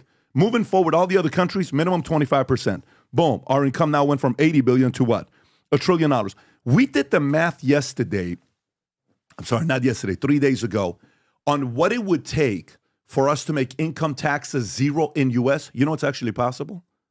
Do you know it's actually possible to make income taxes zero? It'll take 10 years to get there, but we can actually make income taxes zero. Some adjustments. A big part of it was eliminating things like Pentagon, getting rid of many of these military, the stuff that we have 800 military bases worldwide. What are we doing? And we're paying for it? No, you pay for it. We're giving you protection. If I right now, yesterday we gave away a few hundred Christmas trees out of property. It was a sick experience. I don't know if you were out there or not. Shooting. It was freaking awesome out there. People would come and take in cars. They're like, what do I have to pay you? Nothing. Take a 7-foot Christmas tree on us from Carolina. Take that stand. Take these ornaments. God bless. Merry Christmas. People are in tears crying. Amazing. Yesterday while they're there, right? Literally crying. We had 30 police officers there yesterday. We had security over there. Are they doing it for charity? No, the security is protecting, right? What do you do with security? You have to provide them. Of course. If we're providing all the security for all these countries, why are we paying for it? You got to pay us for it, right? So there are so many ways that the way money is managed right now, which is absolutely ridiculous, that if we actually sat there, this is why I'm excited about DOGE, the Department of Government Efficiency. If there's anybody that can pull off firing and cutting and get them, do you know what percentage of government employees show up to work every day? Do you know what percentage? 40? Do you know what percentage of government employees have to come and work at the office every day? You know what the percentage is? Is it less than 40? 6%. What? Right there. Read it. Government is House all Speaker remote? Balk at Senate report showing only 6% of federal workers show up in person on a full-time basis. What the hell are they doing? Work from home. Oh, no. They could be part-time. Like, so, yeah, it doesn't mean that that's the only people that show up. It just means that only 6% are showing up 5 days Even a if week. we take 50% of it, and let's just say the It's full still time, a it's still unbelievable 12%. number. So that number is still it's nuts. What's the point, though? Hey, you want to work from home? Go in the free market and see if you make it. Yeah. Go, because you know who's paying that? You know who's paying that? We're paying for that. There is like a decision like this we can make where half our expenditure can be gone within 2 years. Literally. And we have to put everything on the table. What do you guys do? Jon Stewart asks you, hey, how do you miss an audit for Pentagon? Well, I don't like the way you say it because that's not really what it is. I'm sorry. What other way is it? Have you seen this interview with Stewart and the lady? Yeah, no, I didn't see it, but that infuriates me. So, no, look, you missed 7 audits in a row. If that happens in a private company, you're in a world of trouble if you miss one audit. Yeah. Where's the money? You're a zombie company at that point. And if you're a CEO of a company and your CFO, your chief financial officer, screws it up so that he misses it, you can't pass an audit, and your investors don't know where the money is, that brother's going to get fired. And he's going to get fired in the first year, not in the 7th year. So if I was Trump and I said, hey, look, put me in, coach, right? If I'm Trump, Elon, et cetera, I'd ask the generals, where's the effing money? If you can't tell me where $400 billion is, because they missed by about $400 billion. If you can't show me where $400 billion of our money is, you either find the money or you find your next job. Okay? Period. I'm not interested in, I can't find $400 billion. I mean, in 2015, this is, again, this platforming bullshit. They buried a report because they don't want it to get out from the Pentagon that they knew for a fact $125 billion was just waste, fraud, and abuse. I mean, they're just robbing us blind. Soap dispensers sold by Boeing at an 800% markup. Okay, can you do that in a real business? You can't do that in a real business, but if in the Pentagon, and guys, remember, why did I pick the Pentagon? Because that's a place where if you ever questioned it, the establishment would say, how dare you, you're endangering national security. You're un-American. You're going to get us all killed if we don't pay 800% markup for soaps. And you remember the golden toilets and the $800 hammers. Support the troops, Cenk. Yeah, support the troops. So when they did that bullshit, remember I fought Dick Cheney before he was in the Democratic Party, and I'd say support the troops. I looked it up at the time, and now it's a tiny bit better, but not much. This incoming salary for service members was $19,000. $19,000 a year. Where's the support the troops? The money isn't going to the troops. The money's going to Raytheon, Lockheed Martin, Boeing, etc. Okay? So let's go. I mean, look, Bernie and AOC suggested a bill to cut the Pentagon by about $89 billion a couple of years back, right? And it went nowhere because the Republicans voted against it, Democrats voted against it. The establishment never wants to cut the Pentagon. You tell me we need twice as much money as we did just like 10 years ago? Bullshit. They're robbing us blind. They're robbing us blind. No. So look, here's another agreement of the internet, the right wing, the left wing, the outsiders saying, for God's sake, cut the Pentagon. Look, I would say at least $100 billion. If you're not cutting $100 billion, you didn't even try. Oh, no.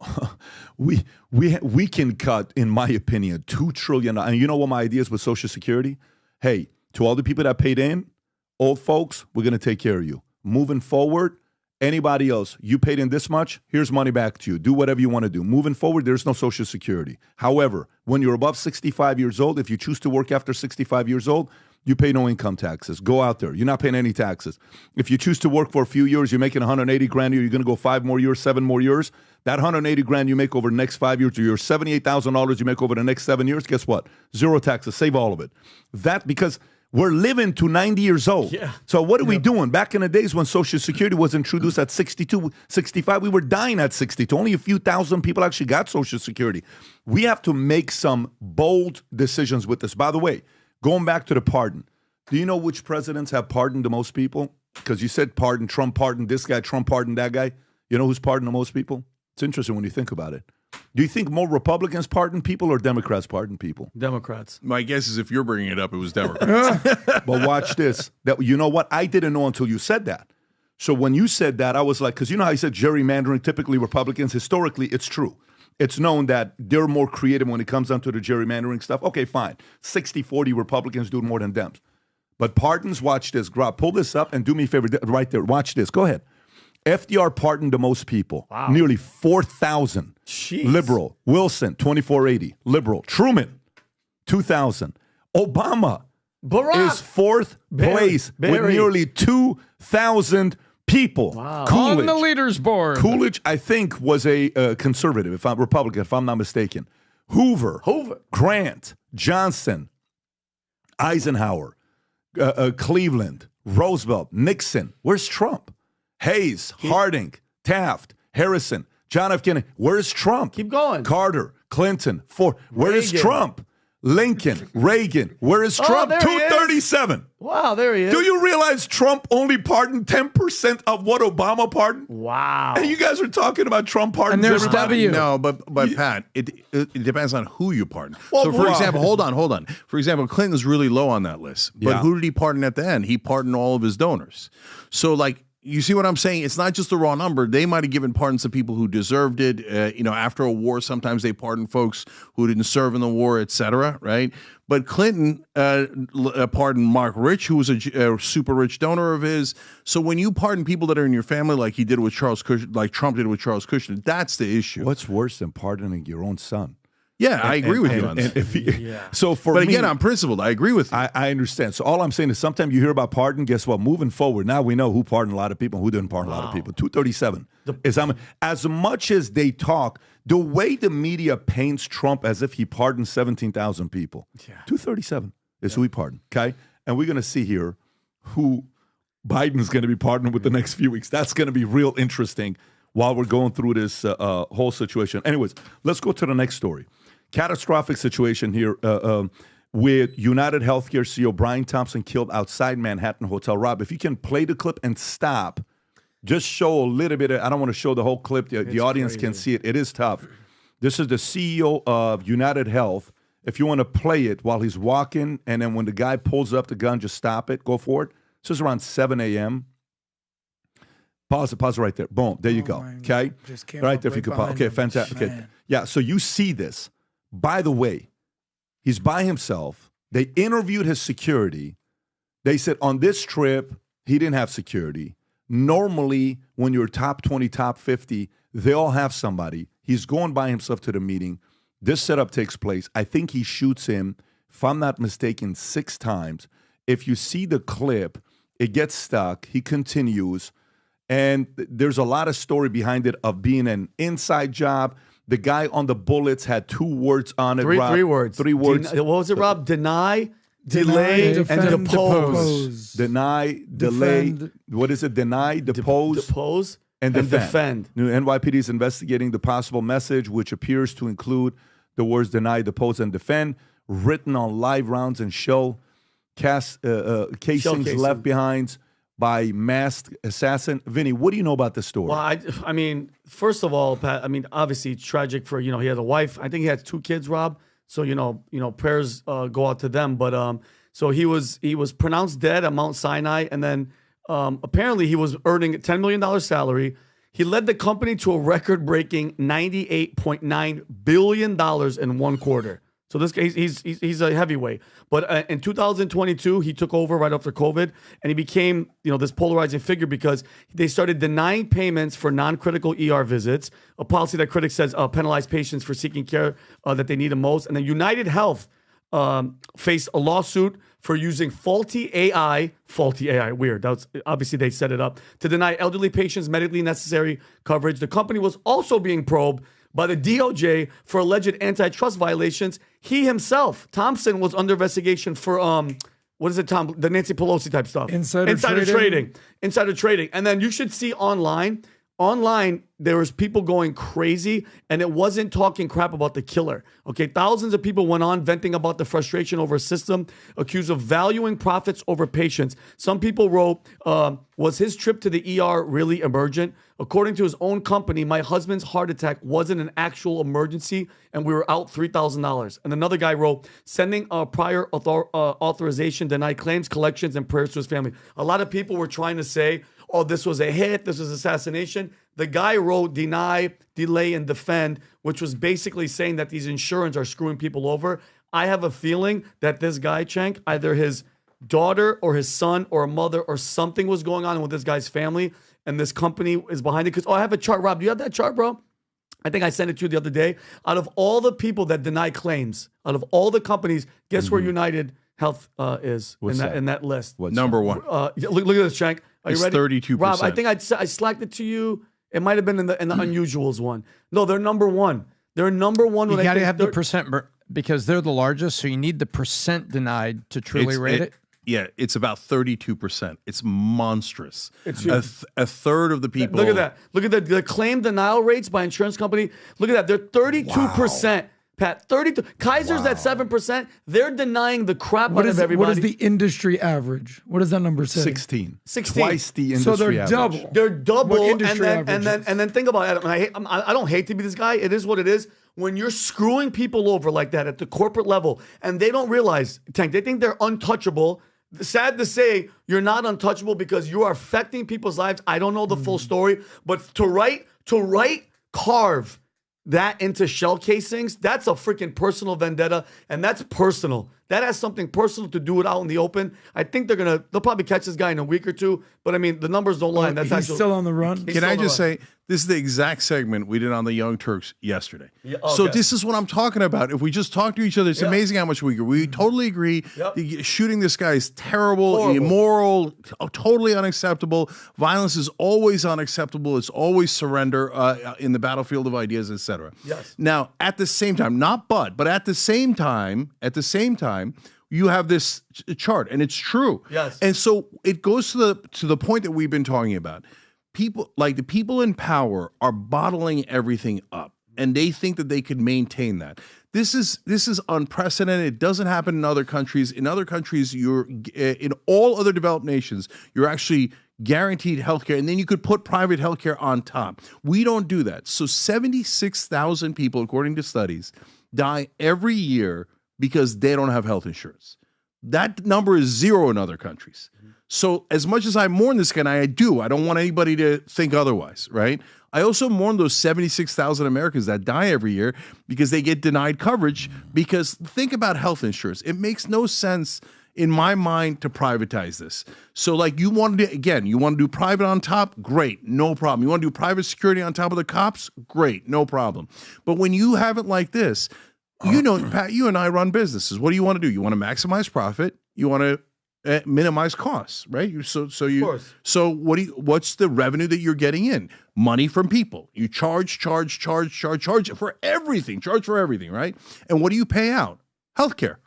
So you deny as much healthcare as possible so you can make a greater profit. So these guys made $20 billion in profit the other day. I don't mind people making profits from jeans, burgers, etc. God bless, right? You're adding on top of the things that are guaranteed. I don't mind that at all. But when you're denying 32%, almost a third of the people through 18 different tricks, endless tricks, and then all these folks die because they don't have health insurance, they're gonna get mad. And I'm not saying this to encourage vigilante violence. I'm saying this as a warning. Like, the vigilante violence is going to break out whether we agree or disagree, whether we condemn it or not. And I'll give you other examples that are, like, on crime.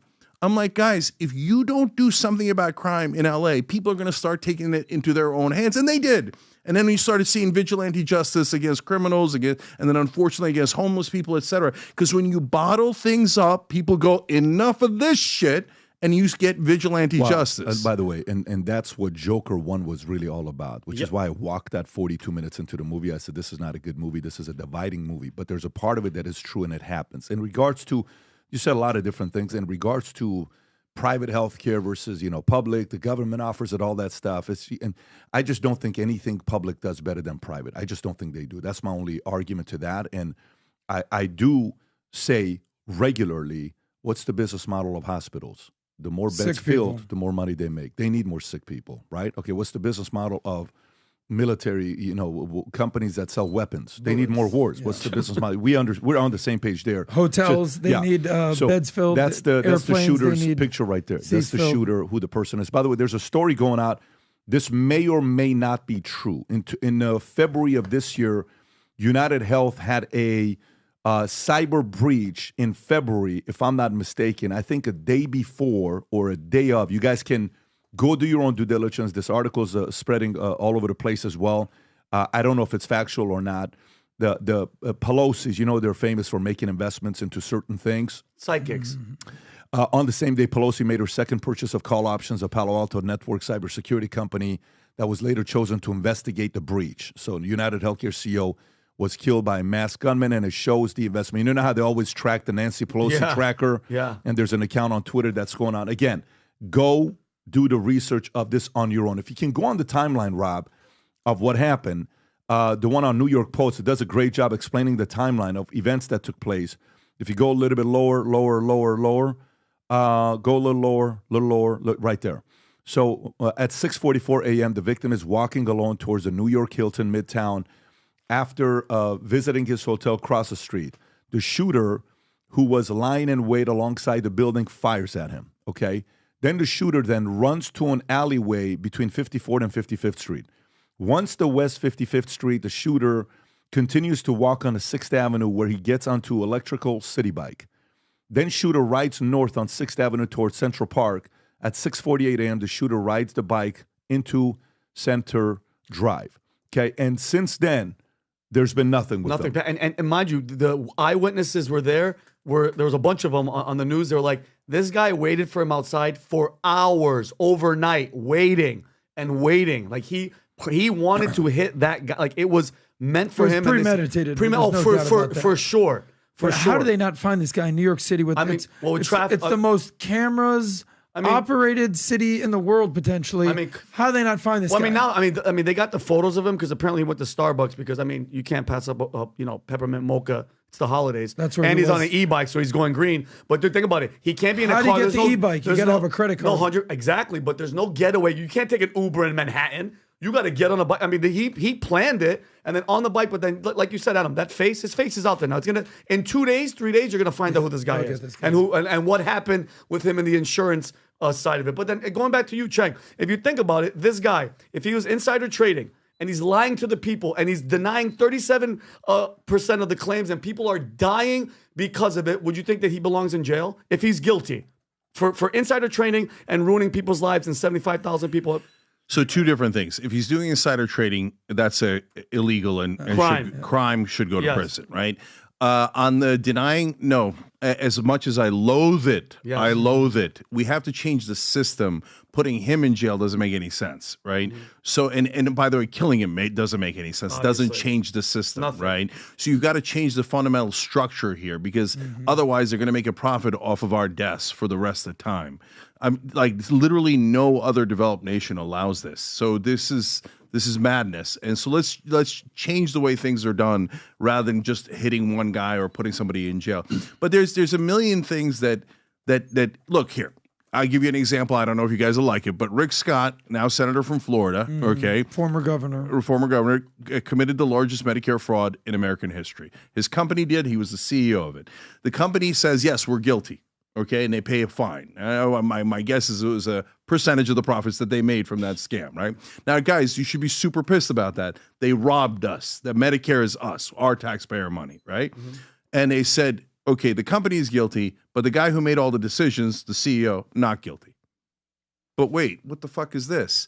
I mean, you can't send a company to jail, right? Yeah. But in that case, it was actually illegal. They stole over $1 billion, and nobody goes to jail. No, the next time a company is guilty, some human being is guilty.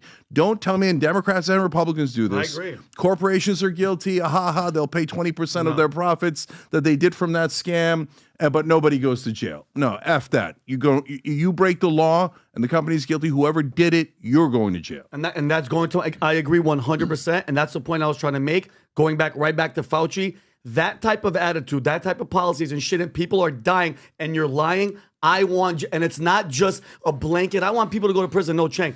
Certain people have to pay the price. And he's we could go hours on healthcare and debate all this, but it's very interesting to me that there's actually a war going on in healthcare, that they're against each other. The insurance companies are on one side and the pharma's on the other. Did you know that there is actually restrictive statutes that prevent the federal government from negotiating the prices of Medicare drugs? And actually, under Biden, it was bipartisan that they finally, you're nodding, you know what I'm talking about. Yeah, they finally got it through. And I think the first list of drugs was a hysterical total of 10. I think it was 10. They started with 1, but they said, don't worry, through the next 2-3 years, we'll get all the way up to 10. Wow. They can actually negotiate prices on 10. Well, guess who's forced to pay the prices on those? The insurance companies. Yeah. And the insurance companies are no sweethearts. Right? You go look at this, but there's an example that even inside this terribly broken healthcare system where our life expectancy has gone down, we spend more than any country in the world on healthcare, and we don't have the statistical outcome that you would think, oh, you guys must be the healthiest and living the longest? No, we're not. And it's just ironic that there's this war going on between pharma and insurance company inside that entire broken healthcare system, which has more lobbyists than the Department of Defense. So I love what Tom is saying. Let me just build off that couple of quick points. So first of all, on Medicare negotiating drug prices, we're not allowed to negotiate drug prices. That's not a thing that any other country does. That's insanity. That is corporatism run amok. That's corruption run amok. Because what part of the free market says, no, you're not allowed to negotiate prices? You must accept a price that a company tells you. That's insane. I've never heard of that in my life. That's a free market killer. It's totally against capitalism, right? And Bush is the one who put it in place. Then Obama ran ads. It was called Billy. It was one of his most successful ads, saying, can you believe this? They won't even let us negotiate drug prices. We just have to pay whatever ransom the drug companies want, right? And then Obama got in, said we're not negotiating drug prices. Okay, let's be honest. Trump said he was going to do it. He got in. He didn't negotiate drug prices. Biden got in, not negotiating drug prices. Why? Because Big Pharma is the #1 donor group in the whole country. Like, I complain about AIPAC all the time and how much money they put in and control the politicians, etc.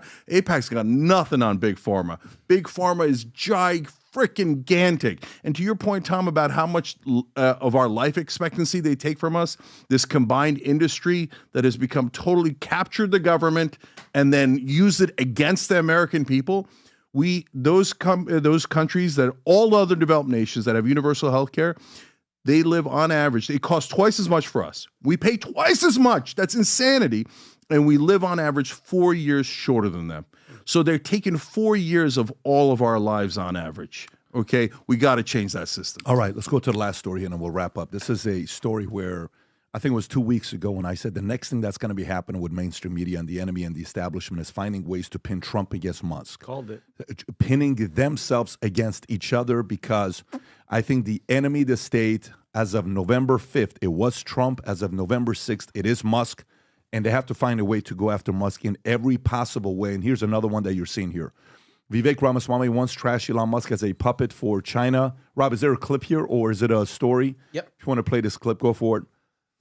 But I'm going to break a cardinal rule, an unspoken rule in the Republican Party these days and in the conservative movement by saying that, you know, if somebody's an actual hero and they're doing a certain thing, you can't criticize them when they do something wrong. That's Elon Musk, apparently, according to the Chinese government, as of yesterday's reports, kowtowing to the Chinese Communist Party, presumably as a basis for gaining favorable market treatment there. Their foreign minister, China's foreign minister, yesterday reported publicly on a meeting that Elon had with Chinese officials, in which he said that he doesn't support a decoupling from China, but instead called the U.S. and Communist China conjoined twins, using his words, according to the Chinese officials. Now, maybe Elon doubted that characterization of the meeting, but turns out that Tesla's vice president in China posted the CCP's statement on Weibo, a Chinese social network in China, though they perhaps quite cleverly didn't post that here in the United States. I don't think it would have gone as well over here. Now we know that there's news reporting on what happened in that meeting. It's part of a continued, and I think concerning pattern of a number of American CEOs, but even let's just stick to Elon in the case of Tesla. Last October, inexplicably, out of nowhere, no one's asking the CEO of an electric car maker to offer his opinion on this necessarily, or are they? Saying that Taiwan should reunify with China. Said that last October. Literally days later, actually gets a nice little attaboy pat on the back from the CCP when they give special tax benefits in Shanghai, only to follow up the next year of building a new factory for Tesla in Shanghai as well. Well, now the conservatives in the U.S., what do they see? Conservatives love hero worship in the United States. They're worshiping their latest hero. I respect, by the way, a lot of what Elon Musk has done. I've been one of his biggest champions and proponents for what he's doing for the cause of free speech via trying to transform Twitter. But I think we can't fall into messiah complexes and have to see with clear eyes that it's the job of the U.S. to protect, and the U.S. government to protect Americans from a national security and geopolitical perspective. And that means making sure that we don't allow our own companies to be turned, by the way, subsidized companies at that. Think about the number of subsidies American subsidies that flow to a company like Tesla or another electric car company, to be turned into pawns for the CCP. How do they turn them into pawns? Because their private shareholders and their owners get to benefit from entering the Chinese market. So you can pause it. But the rest. So, I mean, obviously you're seeing, Tom, when you see this here, how do you process it? Well, you know, it's really interesting. There's a couple angles that you see. The first is, okay, what does a person really believe at the time they say it, and does their opinion change over time with more information? You know, it's like we just watched a year of, you know, candidates go on stage and rip each other to shreds and try to find everything they can on Oppo research on people that are supposedly wearing the same jersey. And then two of them decide, okay, you're going to be my VP, so all is forgiven. Let's go together as unified and go. And so two things can be true at the same time. That Vivek really believed that based on what he saw, that, wow, is Twitter actually getting benefits from China and sitting in meetings, and they want those benefits to build a factory in Shanghai and things like that. So they're going along with certain things. That could be very true. It also could be very true that he respects Elon Musk, and once he starts working closely with him, that he gets answers on things perhaps. Or when he works closely with him, he just decides to hand wave over what he said previously. I'd love to inspect Vivek and have him sit down and explain it. Tell us about your journey from where you went what appeared to be a very clear-eyed criticism with facts of a person you're now working with, and take us from then to now and let Vivek explain it. Yeah, and you know what I get from what he's saying here? All Vivek is saying is America first before China and profits. That's how I process this. It's very simple for me. I see him saying that. But at the same time, you're going to see more of these things coming from the past. And the same way where all the old clips of J.D. Vance were resurfacing about, you know, what J.D. said about Trump and all that stuff, that's going to resurface. It's going to be very weird and interesting to see how they try to pin these guys together and how they stay united. Cenk, your thoughts on this? Yeah. So look, on the one hand, mainstream media digs up stuff for either character assassinations or get people to fight, et cetera. On the other hand, I get it. It's they're going to work together, and it turns out he'd said these bad things about him. It's newsworthy, right? So my take on it is a little bit different. So first of all, one thing I'll give Trump credit on is he's pretty good at letting bygones be bygones, right? His vice president called him Hitler, and he let it go, and he picked him as vice president, right? So he let it go with Bobby Kennedy, and so now he's probably going to make these, and I'm sure that these guys are already past it, et cetera. And by the way, maybe we shouldn't cancel people forever. Maybe sometimes you thought this, and now you think that, and sometimes it's genuine, sometimes it's bullshit. I get it, right? But sometimes, guys, it is genuine, right? And even so, look. Well, let me make the counterpoint, right? So I get it. He probably the other thing I wanted to say is that maybe they agree in part. Like, it's like, do Elon Musk and Vivek Ramaswamy have to agree on every single thing? No. Right? Like, for example, with Elon and me. So this is the second thing. So apparently we may or may not agree on the Pentagon, whether it's cutting it or making sure the generals don't have a conflict of interest. Great. Wonderful. Let's take the agreement. But that doesn't mean I'm letting my guard down. Look, keeping it real, guys, he was Trump's largest donor. Right? And now it looks like we didn't quite see how much he'd given before. Now it looks like it's about $250 million. That is a lot of money. He has $15 billion in contracts with the government between Tesla and SpaceX. He's got business dealings with China. And the thing about Trump is that, man, I think he's accidentally honest, but he'll say it. He'll be like, I was against electric vehicles. Then Elon came in with a strong endorsement, and now I'm for electric vehicles, right? TikTok, that's another thing related to China. So Trump tried to ban it when he was in office. Then Jeff Yass, 15% owner of TikTok, comes in, gives him a couple $1 million. He's like, now I like TikTok. I don't want to ban it anymore. Mm-hmm. So guys, be careful. Be careful. There's donors on all sides, okay? So keep an eye out. Hey, is it an American interest or that particular person's interest? Whether it's Biden or Trump, whether it's Elon or Fauci, whose interest is it in, right? So, and it doesn't mean you don't trust the person at all. It just means, hey, put the cards on the table. Let's see what we got. So I kind of agree with Vivek. I massively disagree with Vivek on many other things, but I kind of agree with that old tape of him about China and Elon. So it's not to say that anybody's evil, right? It just says the brother does business with China. So let's keep an eye out, right? And by the way, I'm glad, and it doesn't mean that I hate their positions. I'm glad that Trump switched on electric vehicles, and I'm glad he switched on TikTok. Because banning TikTok's nuts. It's nuts. We should not ban TikTok. That is where a lot of people get their information. The reason they wanted to ban TikTok is because they didn't like what people were saying on TikTok, not because of the China stuff. They say, oh, that's too left-wing, it's too outsiders, it's too populist, it's too many actual human beings, and it's not a controlled message. That's why Jen Psaki said the other day, and I went nuts over it, she's like, oh, there's social media, there's too much disinformation. We should consider laws against it. I remember. Oh, Cenk, yeah. Breaking news for you, according to Wall Street Journal. Appeals court upholds the U.S. ban of TikTok that just came across the ticker right now. Panel rules Congress has the power to shut down the Chinese-backed app in the U.S. because of national security concerns. My ass, it's national security. Well, it's their security. It's the security of the establishment. You're going to have to take up your case with the Supreme Court then, Cenk. Yeah. So that's... But look, I think this is a non-issue. But that's the Supreme Court saying they're allowed to do it. That doesn't mean Congress should do it. Yeah, exactly. We're going to see what happens with that. But I actually think this is a non-issue. Of, what's the whole thing from Reagan? I say it all the time. Someone that you agree with 80% of the time is a friend and ally, not a 20% enemy. These guys are aligned on so much stuff. The fact that he's questioning him with what he's doing in China. By the way, Tesla, I think China is their second largest market. 25% of their sales come from China. Okay, cool. But Tom made a great point. In election season, in primary season, Trump in 2016, little Marco, all right, you're the new Secretary of State. Congratulations. Mike Huckabee, nobody knows you are, ambassador to Israel. Rick Perry, the list goes on and on. Ben Carson. So all these people are basically part of his administration in 2016. We're going to see what happens then. But this is such a non-issue. And back to Pat's point, we're going to see more of this. But you know who this falls on? It falls on Trump. It falls on Vivek. It falls on Elon.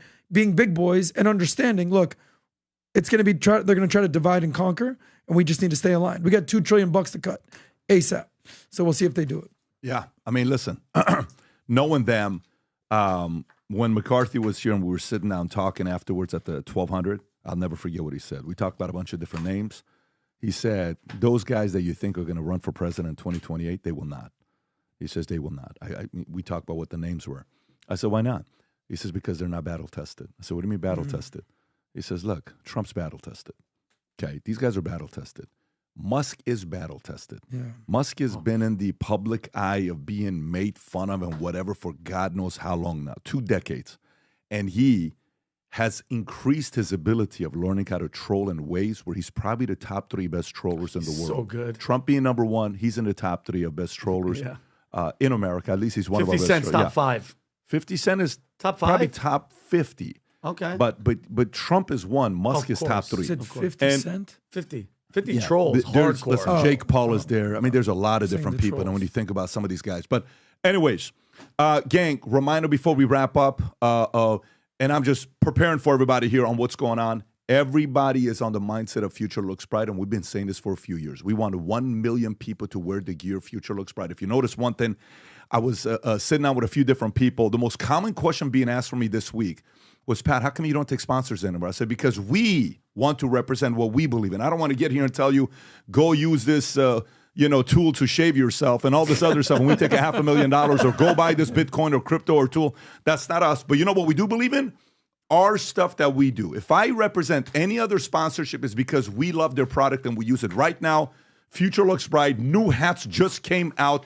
These will go on. I guarantee you, when you see this thing here, and it's in front of you, and you see the 3D, you're going to see how many compliments you get of these Future Looks Bright gear that came out, the black and red, the green and white, the PBD podcast one here that says Future Looks Bright, Valuetainment on the side. Vinny has the, which one is that, Vinny? It's a flat brim.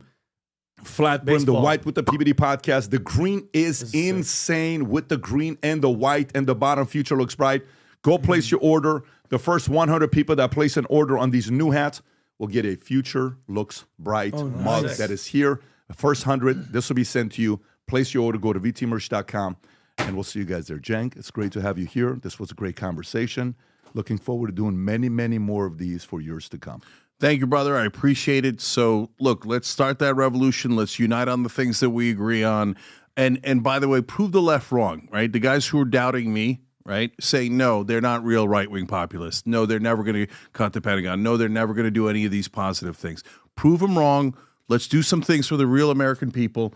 And if you want to get a sense of what the actual left-wing populists think on any issues, on the things we agree and disagree on, Young Turks live every day, Monday through Friday, 6 p.m. is when we start, 6 p.m. Eastern, 6 to 8 p.m. Eastern. Come check us out and hear for yourself, right? Like, for example, I disagree with you on Social Security. Okay, no problem. Okay, let's hash it out, right? And Pat's been on the show. We'd like to have the other guys on the show. We do open conversations and a real debate and a real conversation. Young Turks host battle all the time. We disagree and we battle, right? So check it out, 6 to 8 p.m. Eastern, Young Turks on YouTube. We're everywhere, but YouTube's an easy place to watch, so you can just check it out there. I love it. Rob, let's put a link below as well for them. Guys, God bless. Have a great weekend. We'll do it again next week. Take care. Thank you, guys. Bye-bye.